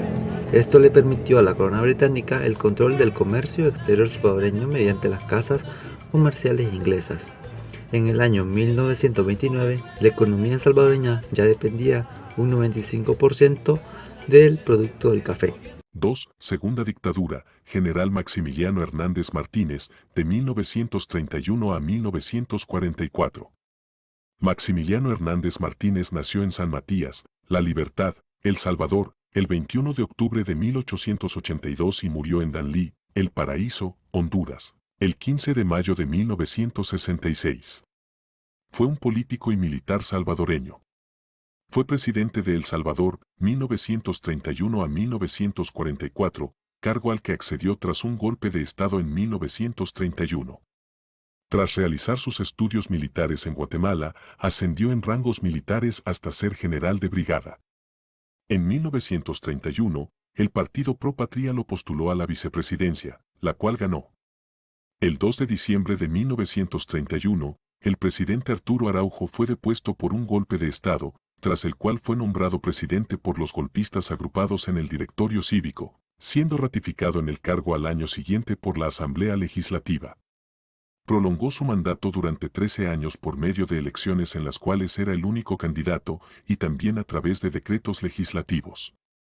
En su mandato destacaron la matanza de aproximadamente 25.000 indígenas que se levantaron contra su gobierno en 1932, sus políticas apegadas a sus creencias teosóficas, los movimientos diplomáticos durante la Segunda Guerra Mundial, la disminución significativa de la delincuencia mediante el uso de la fuerza, el saneamiento de las finanzas públicas, la creación de un banco estatal emisor de moneda, la venta de viviendas a bajo costo para campesinos, la reducción significativa de la deuda para personas al borde de la quiebra, la construcción de la carretera panamericana y la cancelación de la deuda externa. En 1944, un grupo de militares se alzaron contra el presidente, los cuales fueron sofocados mediante la fuerza en un par de días. Un mes después se suscitó una huelga de brazos caídos de la sociedad civil, la cual obligó al general a deponer el cargo de la primera magistratura. Hernández Martínez fue asesinado 22 años después en Honduras a manos de su chofer. Tras ganar las elecciones de 1931, ocupó el cargo de vicepresidente, a la vez que era ministro de guerra, a los servicios del presidente Arturo Araujo. El 2 de diciembre del año de su elección participó en un golpe de Estado, siendo elegido presidente de la República, tras el designio del directorio cívico instaurado provisionalmente. Su presidencia fue ratificada por el Poder Legislativo en 1932. En el golpe de Estado fue acompañado por una minoría civil y por un buen número de militares con rangos bajos y medios, los cuales eran conocidos como Juventud Militar. Los militares fueron incitados principalmente por incumplimiento salarial del Ejecutivo y por las condiciones poco favorables para el ejercicio de su labor. Tras un día de deliberación, Hernández Martínez fue nombrado presidente interino por haber abandonado al presidente saliente antes de comenzar el alzamiento. Los Estados Unidos se opusieron enérgicamente al golpe, invocando el Tratado de Washington de 1923, por el que los gobiernos de Centroamérica se habían comprometido a no conceder reconocimiento diplomático a ningún régimen instalado por una revuelta armada. Aunque Estados Unidos no había firmado el tratado, había patrocinado la idea. Sin embargo, dado que esta revuelta se produjo en un momento en que los Estados Unidos se habían comprometido a no intervenir militarmente en América Latina, el ejército salvadoreño sintió que podía resistir la presión de Washington. Inicialmente, otros gobiernos centroamericanos, en particular el del general Jorge Ubico en Guatemala, apoyaron a los Estados Unidos en su oposición a Martínez. Los tratados de Washington de 1923 impedían el reconocimiento de cualquier persona que llegara al poder, como resultado de un golpe de Estado, por lo que los Estados Unidos insistieron en la renuncia de Martínez. Mientras, Martínez y Ubico se convirtieron en rivales en una contienda diplomática por el apoyo en todo el istmo. Debido a su control del aparato de seguridad interno del gobierno y la renuencia de los Estados Unidos a intervenir militarmente, los Estados Unidos reconocieron el régimen de Martínez en enero de 1934. El general Martínez organizó su propia reelección en violación de la Constitución salvadoreña en 1934, comenzando su segundo mandato en marzo de 1935. Durante la dictadura del general Maximiliano Hernández Martínez, El Salvador basó su economía en el monocultivo del café, lo que denota el sometimiento del campesino a un sistema de producción impuesto por el corvo y el fusil, por lo que no había manera de expresarse ante los jefes o capataces. Por ello, es considerado por los historiadores como un ejemplo alegórico de la gran destrucción para el cumplimiento de los derechos humanos en aquella época. Consolidó a los gobiernos militares, lo cual derivó en casi 5 décadas de gobiernos militares, siendo el capítulo más largo del control militar en la historia de El Salvador. La caída del general Hernández Martínez comenzó el 2 de abril de 1944 con una huelga de brazos caídos. El 9 de mayo de 1944, la Asamblea Legislativa aceptó su renuncia tras una prolongada huelga. En sus últimos años, Hernández Martínez vivía solo, sin ningún miembro de su familia. Su esposa, Concepción Monteagudo, ya había fallecido años anteriores y todos sus hijos residían en El Salvador. Tenía a su servicio a un chofer, José Cipriano Morales, quien era hombre de confianza de Hernández Martínez. Hablar al general Martínez es hablar de los hechos de 1932, pues se relacionan con una de las matanzas más brutales de la historia de nuestro país. El asesinato de más de 30.000 campesinos, entre ellos el líder indígena Feliciano Ama. En esa época fue fusilado Farabundo Martí, los estudiantes universitarios Mario Zapata y Alfonso Luna.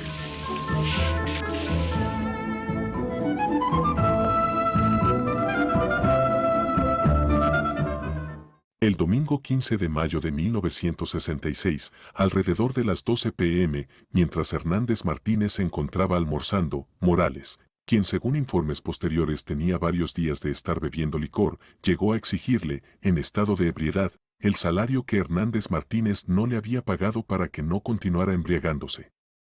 Al negarse a pagarle, tuvieron una acalorada discusión que culminó con Morales asestándole a Hernández Martínez 19 puñaladas por la espalda a la edad de 83 años. Después de cometer el crimen, abandonó el cadáver en una bañera y robó lo que pudo. Morales huyó hacia El Salvador, siendo capturado posteriormente por la Guardia Nacional en la ciudad de San Miguel, donde Morales confesaría el crimen. Se cree que también hubo complicidad de una cocinera, quien huyó con paradero desconocido. Uno de los hijos de Hernández Martínez encontraría el cadáver de su padre en estado de descomposición, repatriándolo después hacia El Salvador en un avión de la Fuerza Aérea Hondureña, aterrizando en el Aeropuerto Internacional de Ilopango y sepultándolo en el Cementerio de los Ilustres en San Salvador, en una tumba que no tiene nombre o dedicatoria alguna.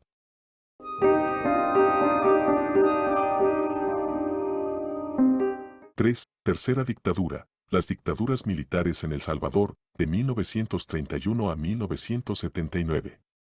Aquí no se habla de una persona durante un periodo de tiempo, sino de un periodo de tiempo en el cual ostentaron el poder, dictatorialmente, una secuela de militares, en su mayoría, desde 1931 hasta 1979, incluyendo al general Martínez. Las 3 primeras décadas del siglo XX estuvieron marcadas en El Salvador por cambios sociales, políticos y económicos. El café se consolidó como el principal producto de la economía y como soporte de la clase alta y política. Ambas clases establecieron relaciones entre ellas llegándose a fusionar. Con la llegada a la presidencia del general Maximiliano Hernández Martínez, se inició un periodo nuevo en la historia de El Salvador, el inicio de una dictadura militar que va a gobernar el país por 48 años. Posterior a la dictadura del general Martínez, de 1944 a 1979 el país fue gobernado por dictaduras militares. En total, fueron 48 años de dictadura. Desde 1932, la oligarquía salvadoreña depositó el poder político en el ejército, por lo que el país estuvo regido durante 48 años por gobiernos militares, quienes accedieron a él por procesos electorales fraudulentos, o por 6 golpes de Estado, 1931, 1944, 1948, 1960, 1972 y 1979. El país vivió en este periodo 2 breves momentos de apertura política, de mayo a octubre de 1944, con la destitución del poder de Hernández Martínez y con la Junta de Gobierno Revolucionario de octubre de 1960 a enero de 1961. A partir de la formación de organizaciones campesinas y obreras, van surgiendo otras agrupaciones de carácter político-militar que, con los años, van definiendo sus perfiles. Arturo Araujo accede al poder en 1931 por medio de las únicas elecciones libres que haya conocido el país. La crisis mundial y el descontento social, al no ser cumplidas las demandas, fueron aprovechados por el grupo dominante más conservador para manipular. Un golpe militar lo destituyó y su lugar fue ocupado por el general Maximiliano Hernández Martínez que duró 13 años. El desbordamiento popular en 1932, debido a causas sociales acumuladas y, posiblemente por la cancelación de la segunda ronda electoral en la que participó el Partido Comunista Salvadoreño, provocó un desbordamiento popular.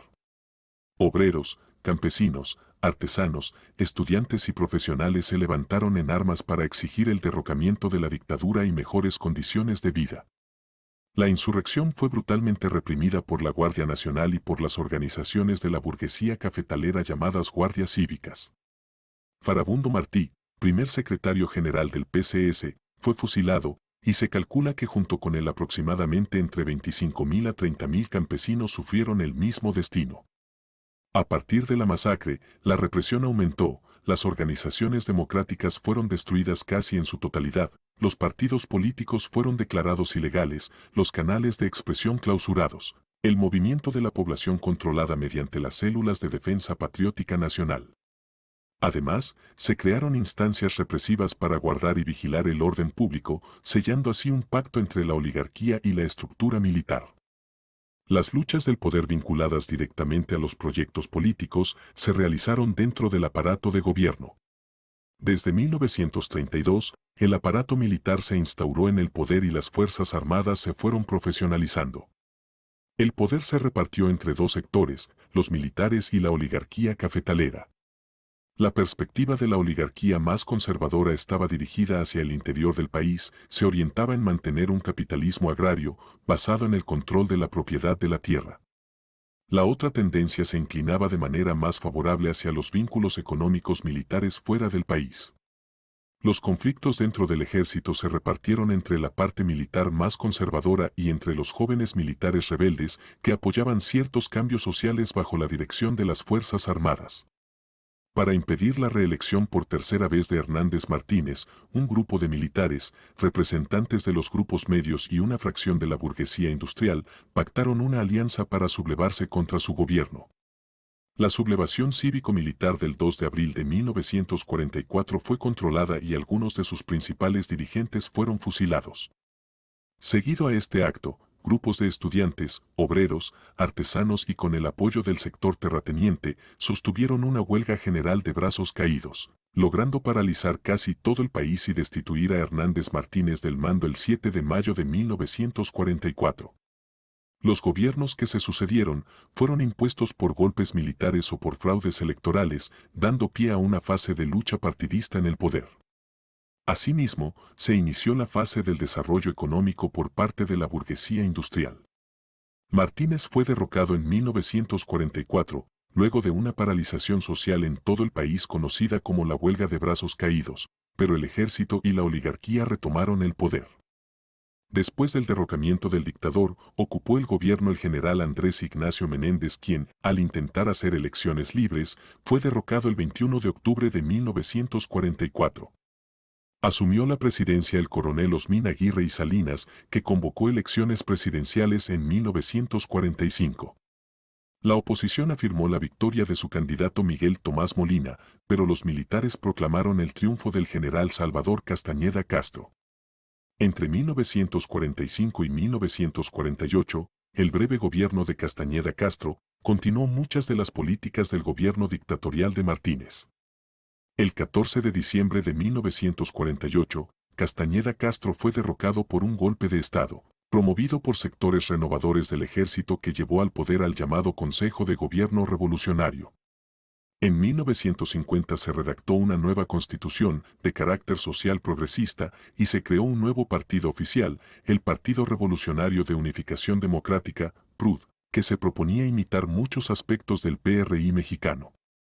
El PRUD gobernó con el teniente coronel Óscar Osorio, 1950 a 1956, y el teniente coronel José María Lemus, 1956 a 1960, quienes impulsaron una serie de reformas de corte socialdemócrata como la creación del Seguro Social, ISSS, y el Instituto de Vivienda Urbana, IVU, además de impulsar un proceso limitado de industrialización dentro del modelo de sustitución de importaciones que promovía en ese momento la CEPAL.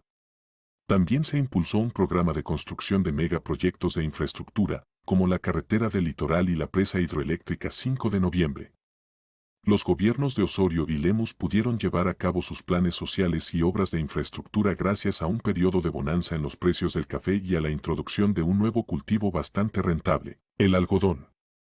Cuando al final de la década de 1950 el precio del café decayó, el gobierno de Lemus entró en crisis y fue derrocado el 26 de octubre de 1960. Luego del derrocamiento de Lemus, hubo dos breves gobiernos provisionales, la Junta de Gobierno, de octubre de 1960 a enero de 1961, controlada por oficiales militares próximos a Óscar Osorio, al que se incorporaron civiles progresistas. La Junta fue derrocada y sustituida por el Directorio Cívico-Militar, de enero de 1961 a enero de 1962, formado por oficiales y civiles conservadores. En 1962 se redactó una nueva constitución que prohibía las doctrinas anárquicas y contrarias a la democracia, prohibición que los gobiernos militares aplicaron en contra del Partido Comunista Salvadoreño y de los movimientos de izquierda. En abril de ese año se convocaron elecciones presidenciales. El 30 de septiembre de 1961 se fundó un nuevo partido oficial del régimen militar, el Partido de Conciliación Nacional, PCN, que llevó al gobierno al coronel Julio Adalberto Rivera, 1962 a 1967. Bajo Rivera, El Salvador se adhirió al programa de la Alianza para el Progreso, impulsado por la administración de John F. Kennedy para contrarrestar la oleada de movimientos guerrilleros y fuerzas de izquierda, inspiradas en la Revolución Cubana en 1959. Mediante lo que se constituyó como una política de desarrollo, Estados Unidos aprobó préstamos para la construcción de infraestructuras económicas para modernizar la base atrasada del Estado salvadoreño. Durante este periodo se planificaron y construyeron obras de infraestructura, como el muelle de Acajutla, el Aeropuerto Internacional de El Salvador, el Hospital Bloom, la autopista a Comalapa, nuevas instalaciones del Instituto Francisco Menéndez, otras. El tipo de cambio permaneció estable, así como los índices de precios, la emigración hacia el exterior, particularmente los Estados Unidos, y las migraciones internas hacia los centros urbanos no fueron particularmente significativas. El general Fidel Sánchez Hernández fue electo presidente para el periodo 1967 a 1972. En este periodo, Estados Unidos también envió un grupo de asesores militares para organizar lo que más tarde se conoció como la Organización Democrática Nacionalista, Orden, siglas bajo las cuales se organizaron a grupos paramilitares. La introducción de Orden intensificó la represión hacia la población civil, involucrando a miembros activos del PCN, quienes fueron denominados orejas por la gente común, por su labor de informantes del régimen militar. En este contexto, Estados Unidos enfocó su política a la neutralización de los posibles focos de comunismo. Así fue como Estados Unidos envió a un grupo de asesores técnicos del Instituto Americano del Desarrollo del Sindicalismo Libre, IATSL, para crear dos organizaciones populares que, según sus cálculos, se encargarían de hacer su trabajo, la Unión Comunal Salvadoreña, UCS, y la Asociación Nacional de Indígenas Salvadoreños, ANIS. A estos dos grupos, Estados Unidos les facilitó créditos para la compra de tierras e insumos para la producción agropecuaria, y luego bajo la dictadura del coronel Arturo Armando Molina los convirtieron en los principales beneficiarios de la reforma agraria. Pero la dimensión de este proyecto no fue significativa, ya que el número de cooperativas formadas fue insignificante, además de no haber tenido cobertura nacional, debido a que la naturaleza del proyecto respondía a la política de Estados Unidos en el área. Luego de establecidas, estas dos organizaciones fueron afiliadas a la AFL-CIO estadounidense. La Guerra de las 100 Horas o la Guerra del Fútbol, como es llamada popularmente, duró 4 días entre Honduras y El Salvador. Y no fue causado por el fútbol. Si quieres conocer su historia, quédate en este video. Entre estos dos países se disputaban el control de unos sectores conocidos como los bolsones, durante un tiempo entre 100 años o más. Esta situación ya afectaba las relaciones diplomáticas de dichos países. Por otra parte, para 1969, El Salvador tenía 1 millón de habitantes más que Honduras, a pesar de ser 5 veces más pequeño que este último. Esto causó que casi 300.000 jornaleros salvadoreños emigraran a Honduras, lo cual era favorable para las élites salvadoreñas porque disminuía la población y evitaban el reparto de tierras. Luego, Honduras presentó una reforma agraria, la cual consistió en expropiar tierras a los campesinos salvadoreños que habían vivido allí durante varias generaciones y que se habían hecho propietarios a base de esfuerzo propio, además de expulsar a los jornaleros salvadoreños residentes en Honduras, lo que generó una persecución de salvadoreños en Honduras, hecha más que todo por el escuadrón clandestino La Mancha Brava, el cual asesinó y detuvo a una gran cantidad de salvadoreños en la zona fronteriza. Ante esta situación, El Salvador decidió intervenir militarmente en Honduras, y por esta razón también se le conoce a esta guerra como la Guerra de Legítima Defensa. El Salvador decía que la causa del conflicto fue la deportación masiva de salvadoreños, mientras que Honduras sostenía que la causa era la falta de delimitación de las fronteras entre ambos países. En 1969 se produjo la Guerra de las 100 Horas con la invasión del sur de Honduras por el ejército y la aviación salvadoreña. Este conflicto tenía su origen en la década de 1920, cuando miles de salvadoreños emigraron a Honduras en busca de mejorar sus condiciones de vida. A finales de la década de 1960, el gobierno hondureño estaba bajo presión de organizaciones populares demandando una reforma agraria. A la comunidad salvadoreña, que sobrepasaba los 3.000 habitantes, le fueron confiscados negocios y propiedades. Esto generó un clima de violencia contra los salvadoreños, con la aprobación del gobierno de turno de Oswaldo López Arellano. El Salvador tomó acción y, el 14 de julio de 1969, invadió Honduras. Las Fuerzas Armadas de El Salvador capturaron 1.650 kilómetros cuadrados de territorio hondureño, entre ellos Nueva Ocotepeque, territorio que fue restituido en agosto de ese mismo año. Algunas fuentes estiman que en esta guerra murieron más de 2.000 personas. La guerra fue etiquetada erróneamente por periodistas extranjeros como la guerra del fútbol, pues su inicio coincidió con una escaramuza generada entre los aficionados de las selecciones de ambos países, después del tercer encuentro del campeonato por la eliminación hacia la Copa del Mundo 1970. Durante la década de 1970, la situación política, que desembocó en la guerra interna, comenzó a configurarse. En abril de 1970, una corriente interna del Partido Comunista de El Salvador se separó, para formar las Fuerzas Populares de Liberación Farabundo Martí, FPL. En 1971, el grupo, una organización de jóvenes universitarios, antecedente del Ejército Revolucionario del Pueblo, secuestraron y asesinaron al empresario Ernesto Regalado Dueñas, miembro de una de las más poderosas familias terratenientes del país. En la elección presidencial de 1972, los opositores a la dictadura militar, principalmente el doctor Guillermo Manuel Ungo, dirigente del Movimiento Nacionalista Revolucionario, MNR, y el doctor Francisco Lima del Partido Unión Democrática Nacionalista, UDN, se unieron al ingeniero José Napoleón Duarte, líder del Partido Demócrata Cristiano, PDC, en la alianza conocida como Unión Nacional Opositora, UNO. Muchos historiadores consideran que el movimiento reformista de Duarte ganó las elecciones, pero los militares proclamaron el triunfo del coronel Arturo Armando Molina, del Partido Conciliación Nacional, PCN. Las protestas subsecuentes y un intento de golpe de Estado fueron aplastados y Duarte obligado a exiliarse en Venezuela. La UNO se mantuvo unida y procedió a participar en las próximas elecciones de 1977. Esta vez llevó a Ernesto Claramunt como candidato presidencial. Muchos historiadores consideran que nuevamente, la UNO ganó las elecciones, pero los militares volvieron a colocar al candidato del PCN, esta vez, el general Carlos Humberto Romero. Cuando los acontecimientos electorales terminaron con la esperanza de la reforma por medios democráticos, la situación persuadió a algunos grupos opuestos al gobierno para armarse. En esta época, surgieron más grupos armados como el ERP y la Resistencia Nacional, FARN. Estas organizaciones a su vez crearon organizaciones populares de masas, BPR, FAPU, LP28, MERS, UR19, FUR30, ARDES, MLP, entre otros, con participación activa en organizaciones de la sociedad civil como sindicatos, asociaciones profesionales, grupos campesinos, congregaciones religiosas y centros educativos de nivel medio y superior. La crisis política durante el periodo del general Romero se incrementó.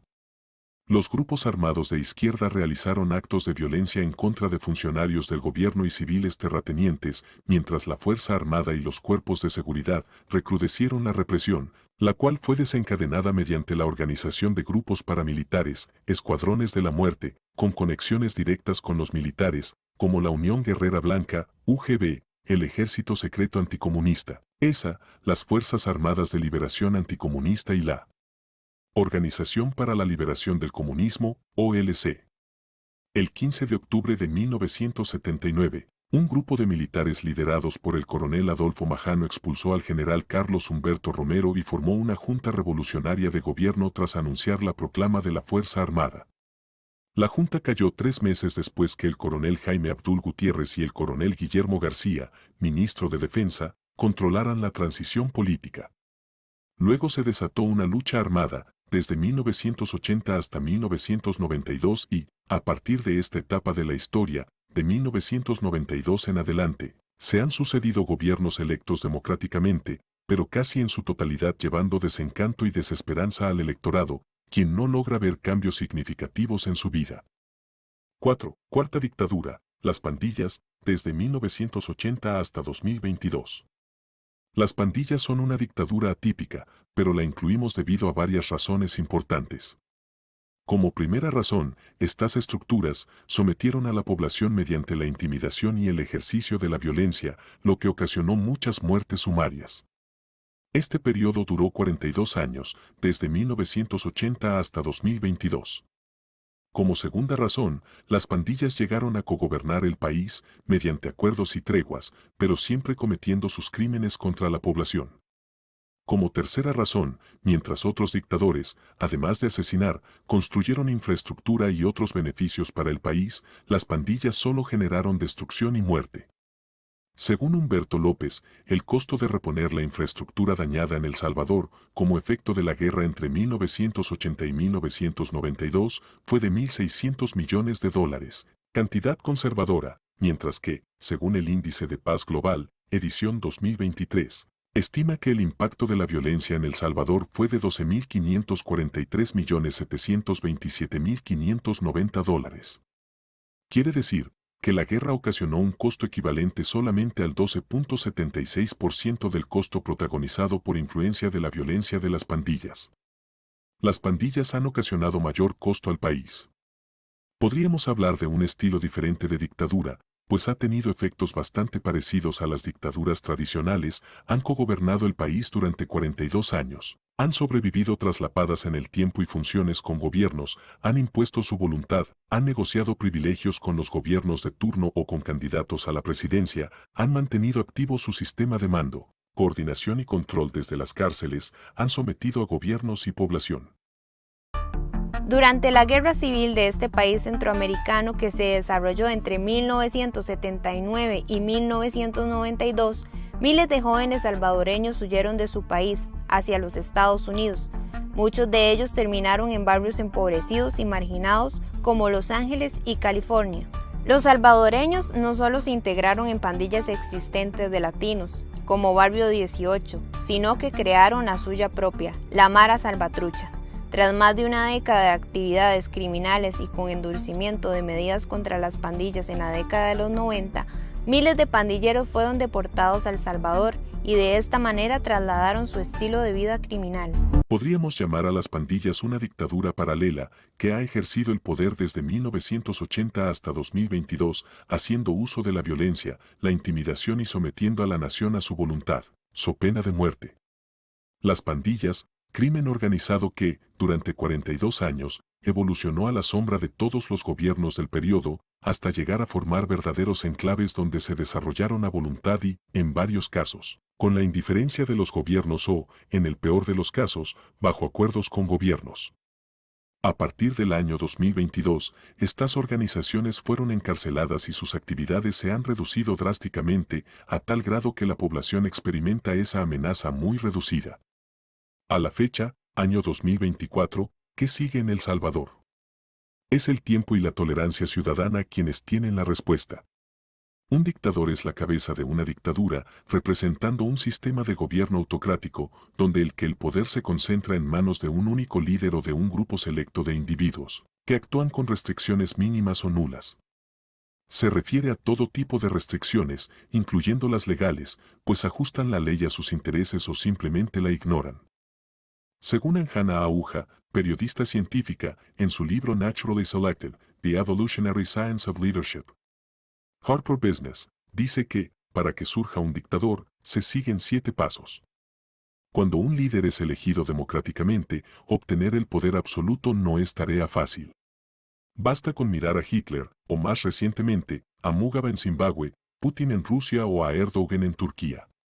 Aquí hay algunos consejos útiles para un gobierno de hierro prolongado. Los podemos resumir así.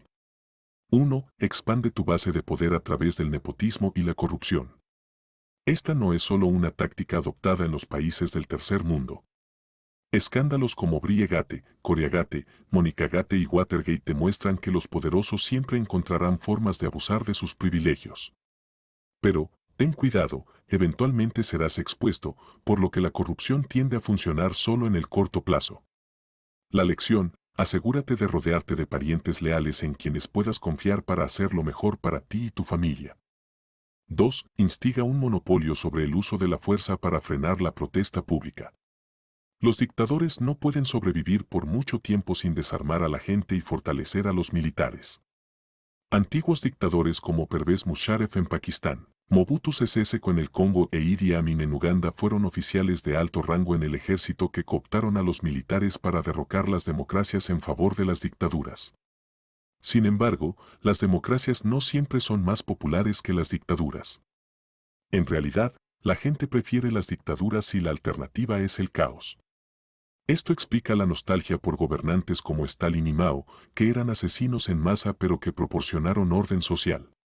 Un funcionario retirado de rango medio en Beijing le dijo a Asia Times, ganaba menos de 100 yuanes al mes en el tiempo de Mao. Apenas podía ahorrar cada mes, pero nunca me preocupaba por nada. Mi unidad de trabajo se ocuparía de mí, vivienda, atención médica y la educación de mis hijos, aunque no había lujos, ahora recibo 3.000 yuanes como pensión mensual, pero tengo que contar cada centavo, todo es tan caro y nadie me cuidará ahora si me enfermo.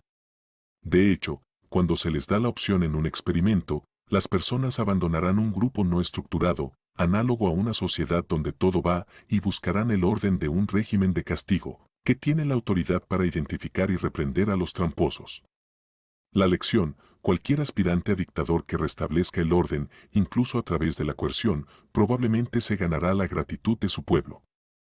3. Sazona tu simpatía proporcionando bienes públicos de manera eficiente y generosa. Lee Kuan Yew practicaba una dictadura benévola como primer ministro de Singapur durante 31 años. Lee creía que a la gente común no se le podía confiar el poder porque los corrompería, y que la economía era la principal fuerza estabilizadora en la sociedad. Con este fin, eliminaba efectivamente toda oposición utilizando sus poderes constitucionales para detener a sospechosos sin juicio durante 2 años sin derecho de apelación. Para implementar sus políticas económicas, Lee permitió solo un partido político, un periódico, un movimiento sindical y un idioma. Socialmente, Lee alentaba a las personas a mantener el sistema familiar, disciplinar a sus hijos, ser más corteses y evitar la pornografía. Así como la creación de un servicio de citas del gobierno para los graduados solteros, instaba a la gente a apuntar mejor en los baños públicos y repartía fuertes multas por tirar basura. Los ciudadanos toleraban estas restricciones a su libertad porque valoraban más su seguridad económica. En este punto, Lee no decepcionaba, convirtiendo a Singapur en uno de los países más ricos del mundo, per cápita. La lección, restaurar la economía y desarrollar grandes proyectos de infraestructura que creen muchos puestos de trabajo, fortalecerá tu base de poder. 4. Deshazte de tus enemigos políticos. O, más inteligente aún, abrázalos con la esperanza de que el abrazo del oso los neutralice. El exdictador Mugabe en Zimbabue abandonó la práctica impopular de asesinar a sus rivales políticos y, en su lugar, los sobornaba con un cargo político por su apoyo. Idi Amin, que llegó al poder en Uganda después de un golpe militar, se quedó en la ruta asesina. Durante sus 8 años en la cima, se estima que mató entre 80.000 y 300.000 personas. Sus víctimas incluían ministros del gabinete, figuras judiciales, banqueros, intelectuales, periodistas y un ex primer ministro. En el extremo inferior de la escala, esa es una tasa de 27 ejecuciones por día. La lección, mantén a tus enemigos políticos cerca de ti. 5. Crea y derrota a un enemigo común. Al enfrentarse a la Alemania nazi, Churchill, De Gaulle, Roosevelt y Stalin sellaron su reputación como grandes líderes.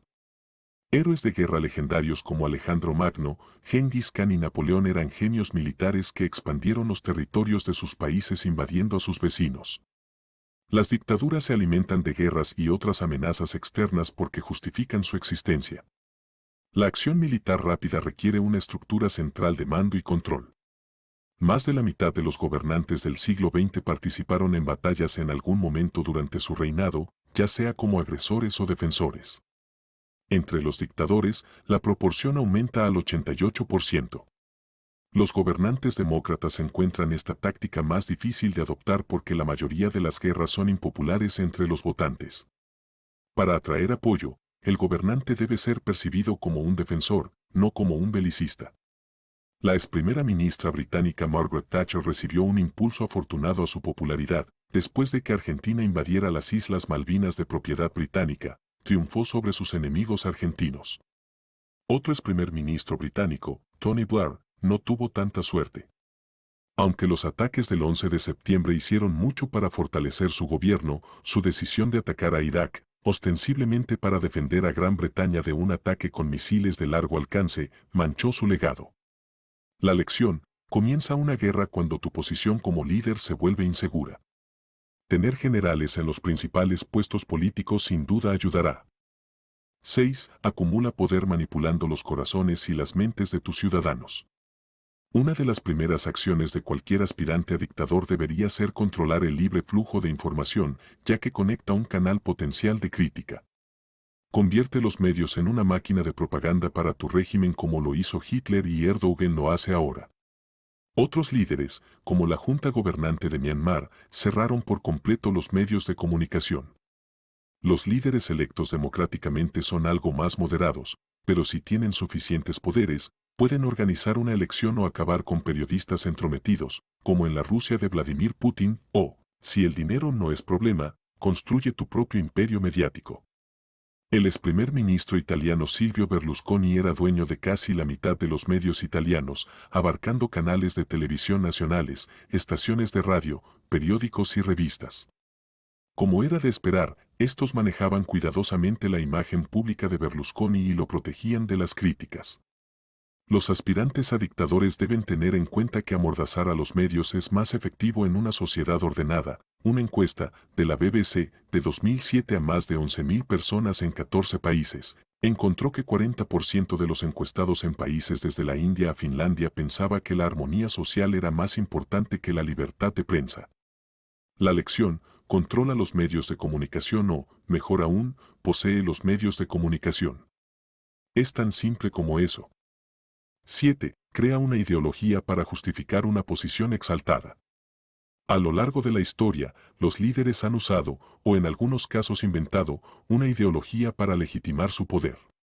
En pueblos originarios como en Hawái, los jefes eran líderes políticos y sacerdotes que afirmaban comunicarse con los dioses con el fin de provocar una generosa cosecha. Convenientemente, esta ideología a menudo pasaba como una explicación de por qué el jefe debería ocupar el papel de por vida, y por qué el puesto debía heredarse a los descendientes del jefe. En consecuencia, estos jefes dedicaban mucho tiempo y esfuerzo a construir templos y otras instituciones religiosas para dar una estructura formal al poder del jefe. Enrique VIII de Inglaterra comenzó su propia religión cuando el Papa se negó a anular su matrimonio con Catalina de Aragón. Creó la Iglesia de Inglaterra, se nombró a sí mismo jefe supremo y se otorgó su propia anulación. Otras ideologías incluyen cultos a la personalidad como el maoísmo o el estalinismo. Algunos sirven para unir a una nación dividida por etnia, religión o idioma. La lección: construye edificios y erige estatuas en tu honor y pon a la Iglesia de tu lado.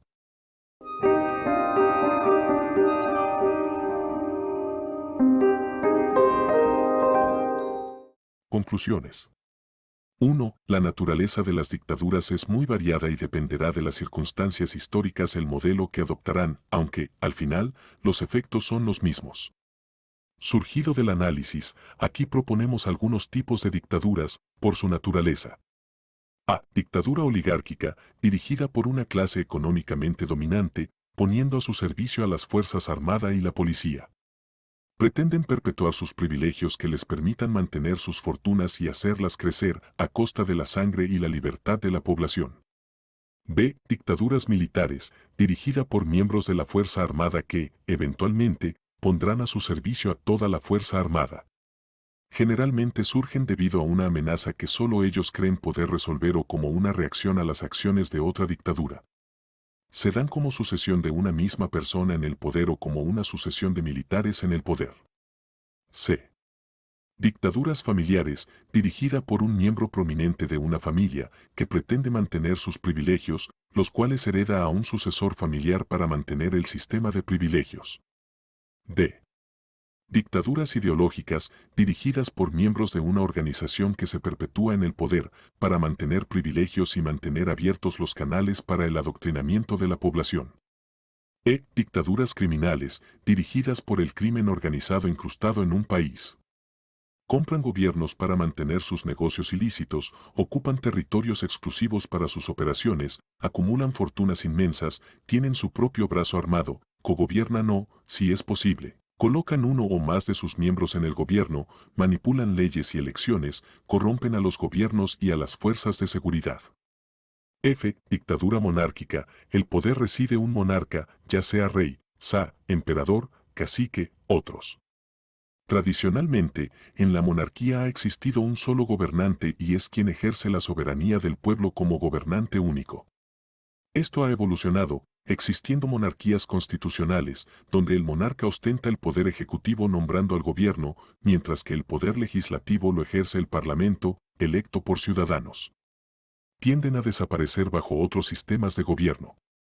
Su tradición es muy antigua, pues se remonta a lo descrito en las escrituras sumerias, donde se menciona que, inicialmente, los monarcas y sacerdotes fueron nombrados por los Anunnakis que llegaron a la Tierra hace 450.000 años aproximadamente, con la finalidad de ser el vínculo entre ellos y los seres humanos. No existe testimonio que ese vínculo o comunicación aún exista. En todos estos modelos, siempre está al frente un individuo, quien se autoadjudica el derecho de gobernar eternamente, derecho sobre las leyes existente, derecho sobre los bienes del Estado, derecho sobre los derechos de los demás y, lo peor, derecho sobre la vida de los demás. Aún así, no ha existido una nación que haya soportado indefinidamente a una dictadura y ninguna ha sido eterna. En común, las dictaduras tienen la ambición de poder, la intención de perpetuarse, el sometimiento de la población, la represión de la oposición, empleo de la fuerza armada para tomar el poder y como instrumento de control, se prolongan en el tiempo, aunque, hasta este día, no han sido eternas, manipulación de las leyes, desprecio por el sistema legal vigente, giran alrededor de un personaje central, unifican bajo su mando todos los órganos del Estado y todas las instituciones del Estado que pueden ser obstáculo, nepotismo, enriquecimiento y corrupción.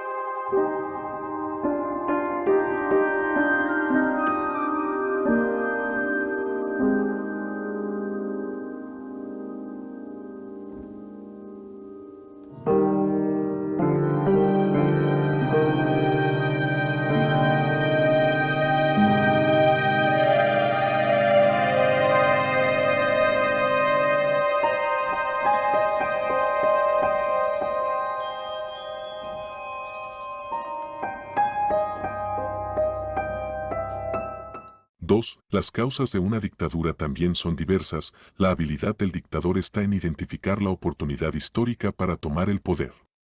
Entre las causas están el hastío de la población de las condiciones imperantes por culpa de los gobiernos anteriores, amenazas no resueltas y que la democracia no resuelve o tarda demasiado, por una corriente regional, derrocamiento de otra dictadura, simple ansia de poder, cambio de sistema político y económico de un país, acuerdo con un poder supranacional para enfrentar una amenaza común regional o mundial. 3. Si se mantuviera el sistema de nombramiento de los dictadores, tal como en la antigua Roma, probablemente harían una función social de mucho beneficio para la sociedad, pues serían llamados para resolver problemas específicos y, posteriormente, tendrían que finalizar sus funciones. Como un ejemplo de su funcionalidad, en El Salvador ha existido la figura de jefe de plaza, quien ha sido nombrado para gestionar la crisis dentro de una región delimitada por la afectación de un evento, facultado para gestionar la crisis administrando recursos humanos, financieros e instituciones dentro del área. Su mandato ha terminado cuando la situación se normaliza. 4. Dejamos un resumen de los resultados investigados por Anjana Ahuja, periodista científica, en su libro Naturally Selected, The Evolutionary Science of Leadership. Harper Business, sobre los 7 pasos que debe seguir una dictadura para ascender y mantenerse en el poder, lo que servirá a cada quien como una lista de chequeo en su análisis personal. A. Expande tu base de poder a través del nepotismo y la corrupción. Asegúrate de rodearte de parientes leales en quienes puedas confiar para hacer lo mejor para ti y tu familia. B. Instiga un monopolio sobre el uso de la fuerza para frenar la protesta pública. Cualquier aspirante a dictador que restablezca el orden, incluso a través de la coerción, probablemente se ganará la gratitud de su pueblo. C. Sazona tu simpatía proporcionando bienes públicos de manera eficiente y generosa. Restaurar la economía y desarrollar grandes proyectos de infraestructura que creen muchos puestos de trabajo, fortalecerá tu base de poder. Deshazte de tus enemigos políticos. Mantén a tus enemigos políticos cerca de ti. Crea y derrota a un enemigo común. Comienza una guerra cuando tu posición como líder se vuelve insegura. Tener generales en los principales puestos políticos sin duda ayudará. Acumula poder manipulando los corazones y las mentes de tus ciudadanos. Controla los medios de comunicación o, mejor aún, posee los medios de comunicación. Es tan simple como eso. Crea una ideología para justificar una posición exaltada. Construye edificios y erige estatuas en tu honor y pon a la iglesia de tu lado. 5. ¿Son buenos los dictadores? ¿Son malos los dictadores? Tienen de todo. Lo bueno. Son expeditos para resolver. Si la ley es obstáculo para resolver un problema, la evaden o crean una ley a la medida. La centralización de las decisiones acelera la acción. Generan eventos distractores para entretener a la población. Eliminan la burocracia, acelerando la gestión gubernamental. Viabilizan la coordinación entre instituciones del Estado, pues su voz es mandato indiscutible. Procuran desarrollo, aunque no siempre se alcanza lo prometido. En sus primeros años, generan ilusión de bienestar y seguridad, lo que da tranquilidad a los ciudadanos. Lo malo. Toman el poder por la fuerza, ocasionando víctimas directas y colaterales. Se mantienen en el poder mediante la represión y el terror. Vuelven cómplices a sus funcionarios, familiares y a las fuerzas armadas. Neutralizan a sus opositores, ya sea amenazándolos, exiliándolos o asesinándolos. Eliminan o restringen los derechos fundamentales de los ciudadanos. Generalmente el líder a la cabeza tiene algún perfil psicológico comprometido. Su gestión inicial es muy popular, pero gradualmente se deteriora y, su final, es duro. Crean un culto a la personalidad del líder, para darle al ciudadano un ente al cual deben adorar y someterse. La corrupción de las dictaduras es orgánica. Crean un país ideal en el imaginario de los ciudadanos. A diario crean nuevos enemigos y, cuando la suma de estos es demasiado, viene el fin. Unifican bajo su mando todos los poderes del Estado y todas las instituciones que los pueden obstaculizar o auditar. Eliminan el acceso a la información pública. Mantienen campañas de publicidad a su favor y eliminan la publicidad contraria. Con este balance, haga cada quien su análisis para opinar sobre las dictaduras pasadas y presentes. 6. En El Salvador, han existido diversidad de dictaduras, desde dictaduras oligárquicas, pasando por dictaduras familiares, militares, hasta llegar a una dictadura criminal que se ha reducido desde el año 2022 debido al encarcelamiento de más de 70.000 pandilleros. Solamente el tiempo dirá cuál es el siguiente episodio en la historia de El Salvador. Si observamos, las dictaduras han acompañado al hombre durante toda su existencia en el planeta, lo cual es producto de sus pasiones y emociones. Esto nos lleva a concluir que las dictaduras seguirán existiendo, pues es el mismo ser humano el que habita el planeta. Esto podría cambiar cuando el ser humano evolucione y ejerza control de sus emociones y pasiones. O sea, casi imposible. Esperamos que este documental sea útil para la acumulación de conocimientos de quienes han llegado hasta el final.